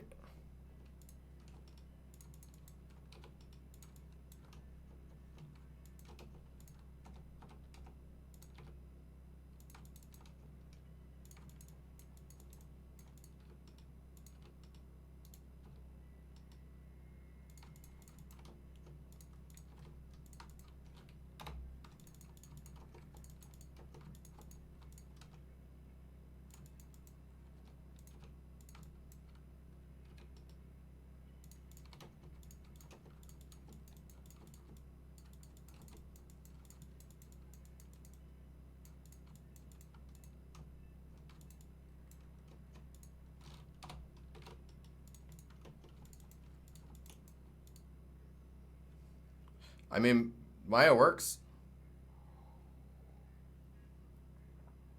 You want to get really fast at hard surface, I would strongly suggest going to a package that teaches you how to use or has the ability to do round edge shader. Because then you're going to be doing far less edge weighting or edge support loops. Far less, like 90% less or more.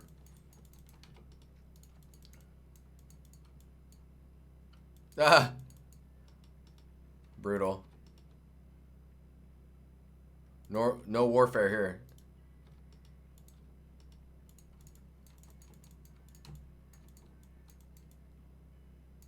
Okay, so there's one that really hangs off. I guess it's like way over here.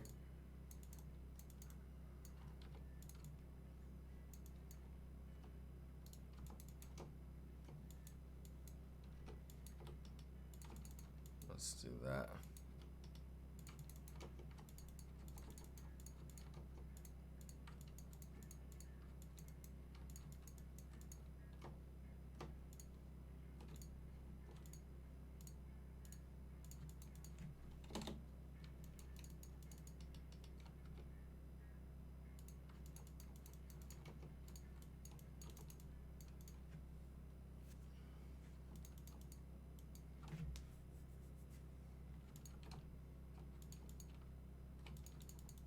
Okay, then we need some type of support thing here.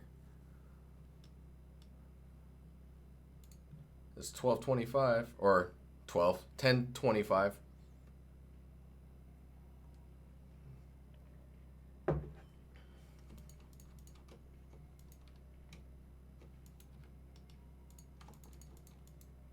Oh, I actually need to probably dissolve these.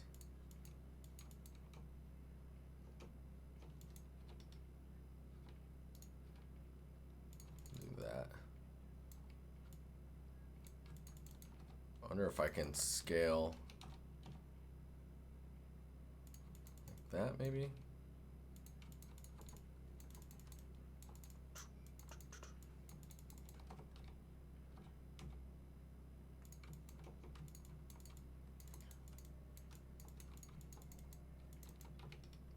right up on the edge here.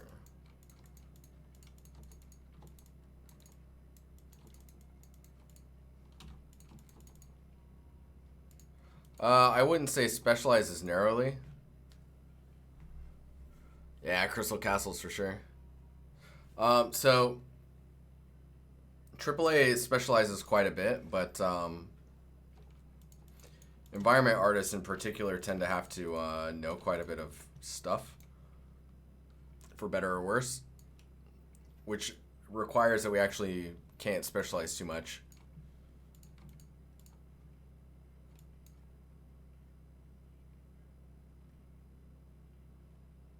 Yeah, Max does get a little painful. I quit using Max about 5 years ago. I was in Maya when I was in school, and then was Maya for 2 years. So school started in Max, and then it was Maya for 2 years. So it was Max 1 year, Maya 2 years. Then I got into my internship and was Maya for a year there, and then went back to Max. Because there were people there using Max that were showing me things that I was like, what? I can't even, So then I switched to Max, and then I was in Max for 4 more years? 5 more years? 5 more years. And then I went from Max to Moto. And then I was in Moto for 5 years. And now I've been in Blender for like 2 months or something like that now.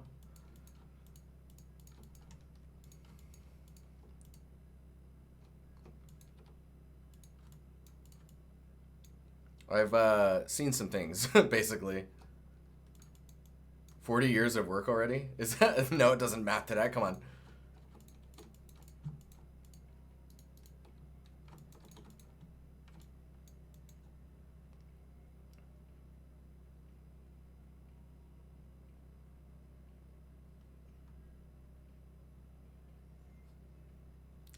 You feel like you want to do everything in game design? I mean, once you get into games, I would say it's a lot easier to start paying attention to the other roles and then actually start absorbing a lot of the stuff around you. But definitely focusing on your craft first is going to be important. Oops. Okay, how are we going to do this? Okay, vertex, we got pass through so we can select everything. I'm going to grab this.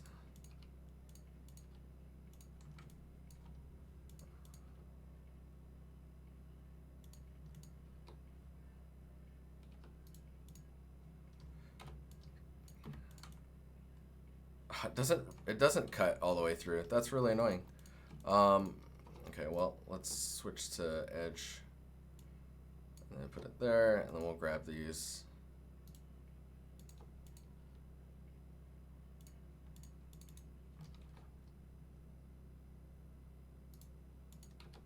Yeah, we'll put that there.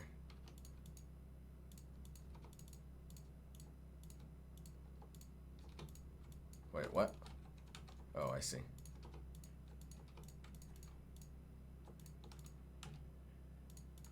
Oh.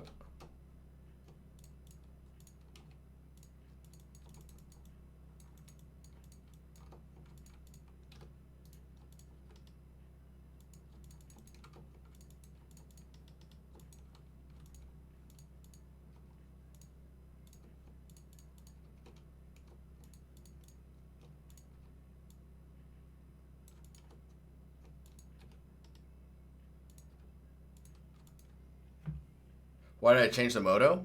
So I changed the moto because I liked the way that you can manipulate geometry in it. It kind of aligned a little bit more with how my mind worked.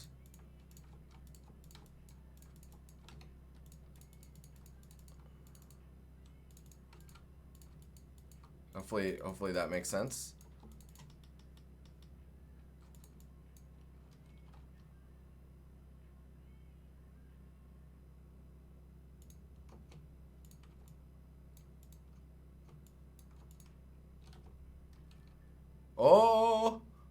Oh, thanks for the host. Oh man, we're getting close to the end of the stream too. You guys are killing me. How's everyone doing? Welcome to the stream. Raid incoming. How's it going?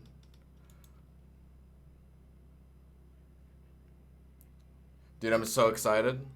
I'm so excited about this raid. You have no idea. How's everyone doing?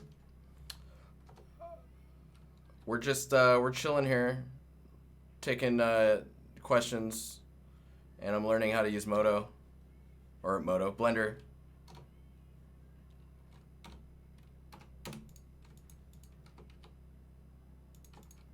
So okay, so Magnus Green had a question. Big fan of your work. Thanks, man. I have a question not directly related to environment art, but more on how you work with level designers. Dude, that is a great question.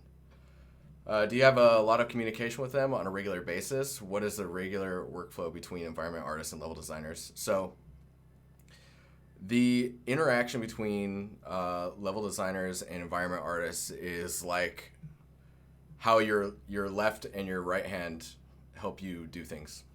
Like, it's the other side of your brain, I guess is a better way to say it. So I probably work on a daily basis. I would say I work with level designers like half of the time or more of the work hours, right? And the way it usually goes is like you'll get this concept, right? And this concept is sometimes based off of the block out that the level designer is creating. And then that block out you get a hold of as the artist, and it's your goal to make it look like this while maintaining their block out. So like maybe they have maybe it's a side scroller, right? And the designer has actually decided that here we're gonna use Epic Pen. It's probably better to describe it with this. So, and then maybe we'll lock it to this view. Okay, so, whoop, still learning. So maybe the designer has blocked it out so like LD box wise or LD blockout wise, there's things like these, right? And they've laid out like these basic shapes. Maybe they want you to be able to, maybe you can climb like Uncharted or Assassin's Creed. So they give you this giant block out and you get all these pieces. And then it's up to you to design it in a way where it can still maintain the gameplay that they wanted. Like maybe they want you to be able to get up, maybe they want you to be able to get up here, right? So maybe if they want you to get up here and they've got this block out in their design, you can climb up here and you can run across this and then you can shimmy across that, drop down here, grab onto the underside of this, like bounce like this, and then climb up here and then jump across this way. Now you have to make that look like what they're displaying in the concept while still maintaining the gameplay aesthetic. So if you can do that, then you're working really well with your level designer. And there may be some situations where like maybe this was one piece and you're like, well, those should be windows, so how do you make it one piece? Or how do you come to an agreement or a middle ground where art gets a little bit of ability to change the way that it looks, and vice versa. It's definitely a back and forth, which is why I say that you end up actually working together with them pretty closely, constantly. Like constantly. They're basically dictating what the environment shapes can be, and then you're kind of going back and forth with them to make sure that can look okay, or that there's an artistic answer at the end. Does that answer your question?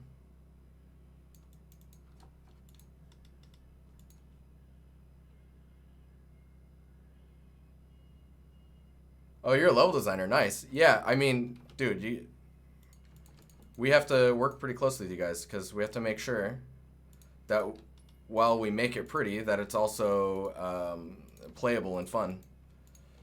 At the end of the day, a good environment artist is one that agrees that gameplay comes first.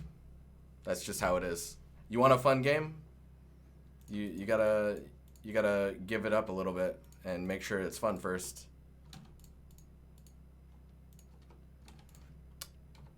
Anyways, thanks for the raid. Man, my brain's kind of wiping out now.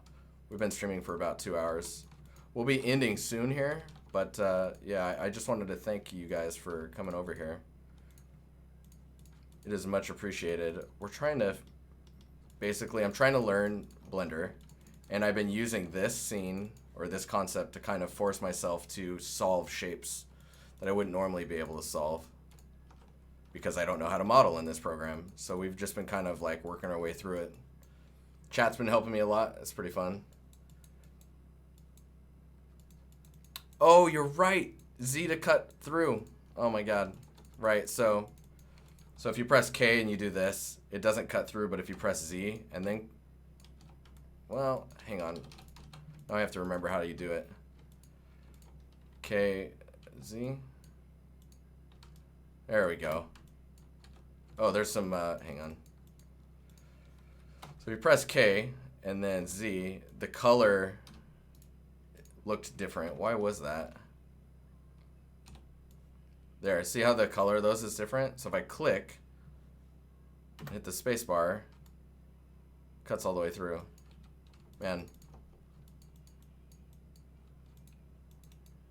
Control R to add loop cut.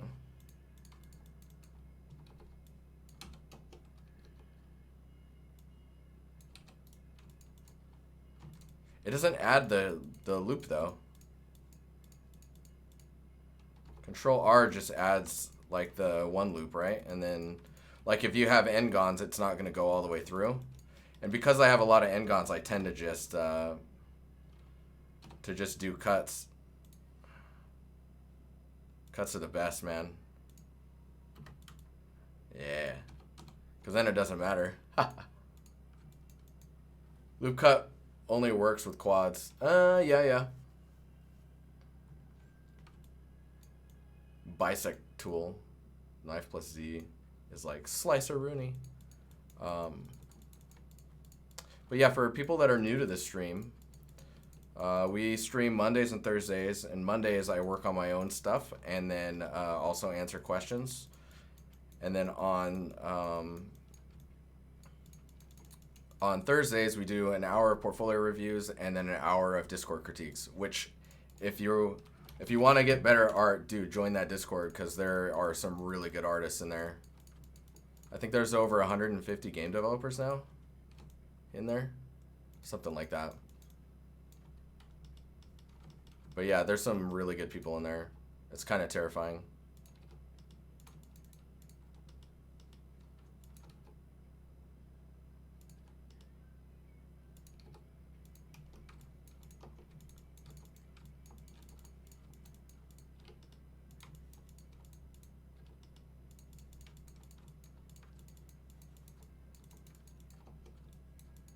Oh man, we're getting there. There's like a bunch of cables and wires and stuff coming off of this thing too. We gotta look into that. You see that right here? This stuff? And it goes to this for whatever reason, and then over here, and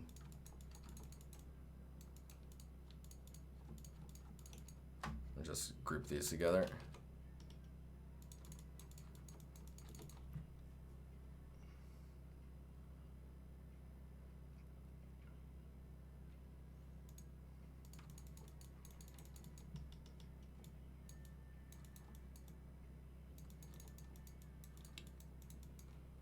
Oh boy. Dude, who are we gonna raid? You guys wanna find a channel for us to raid?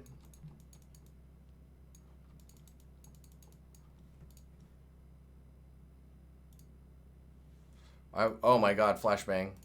For anyone who's curious who I am, my name is Jeremy, or DiNusty, as the stream will tell you. I am a environment artist that's been in the games industry, in the AAA games industry for about 12 years. Just doing environment art since like 2007. And yeah, now I'm in Sweden. I work for Ubisoft, making games like The Division. Let's see here. And the reason I started streaming primarily was so that I could force myself to get better. But then the other reason is to share the knowledge, because like when I was in school, there was no streaming. There was no, like, YouTube was barely a thing. There was hardly any online education other than Polycount, and then Game Artisans came a bit later. So like, it's crazy, man. The goal is to just spread as much information and knowledge as possible at the price of free. I do have mentorships, but I think most of the learning happens in the Discord and then on the stream.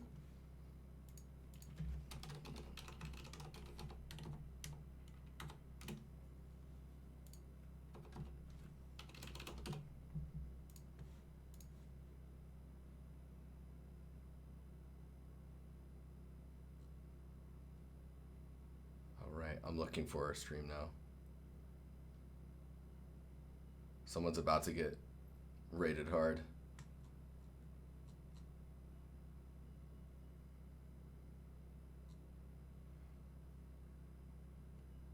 You will take my job? That's I mean, that's fine.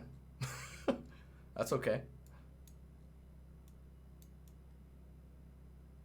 You will take my job and then I will tell you what to do in my old job position. How about that?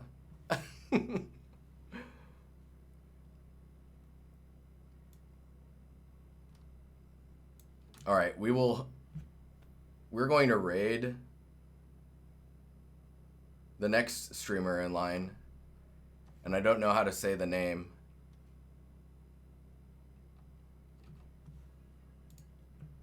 All right. Thanks for hanging out, guys. Thank you for the raid. Please follow if you have not, and join the Discord. Maybe learn a thing or two about a thing or two, or teach us something. That's the best part. All right. You guys have a good, productive week, and I will see you on Thursday. Thursday might be a little interesting. We'll see. We'll see.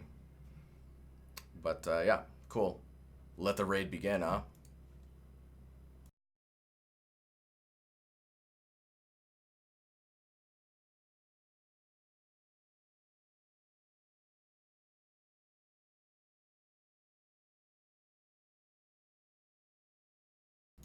All right, here we go. 78 people raid incoming.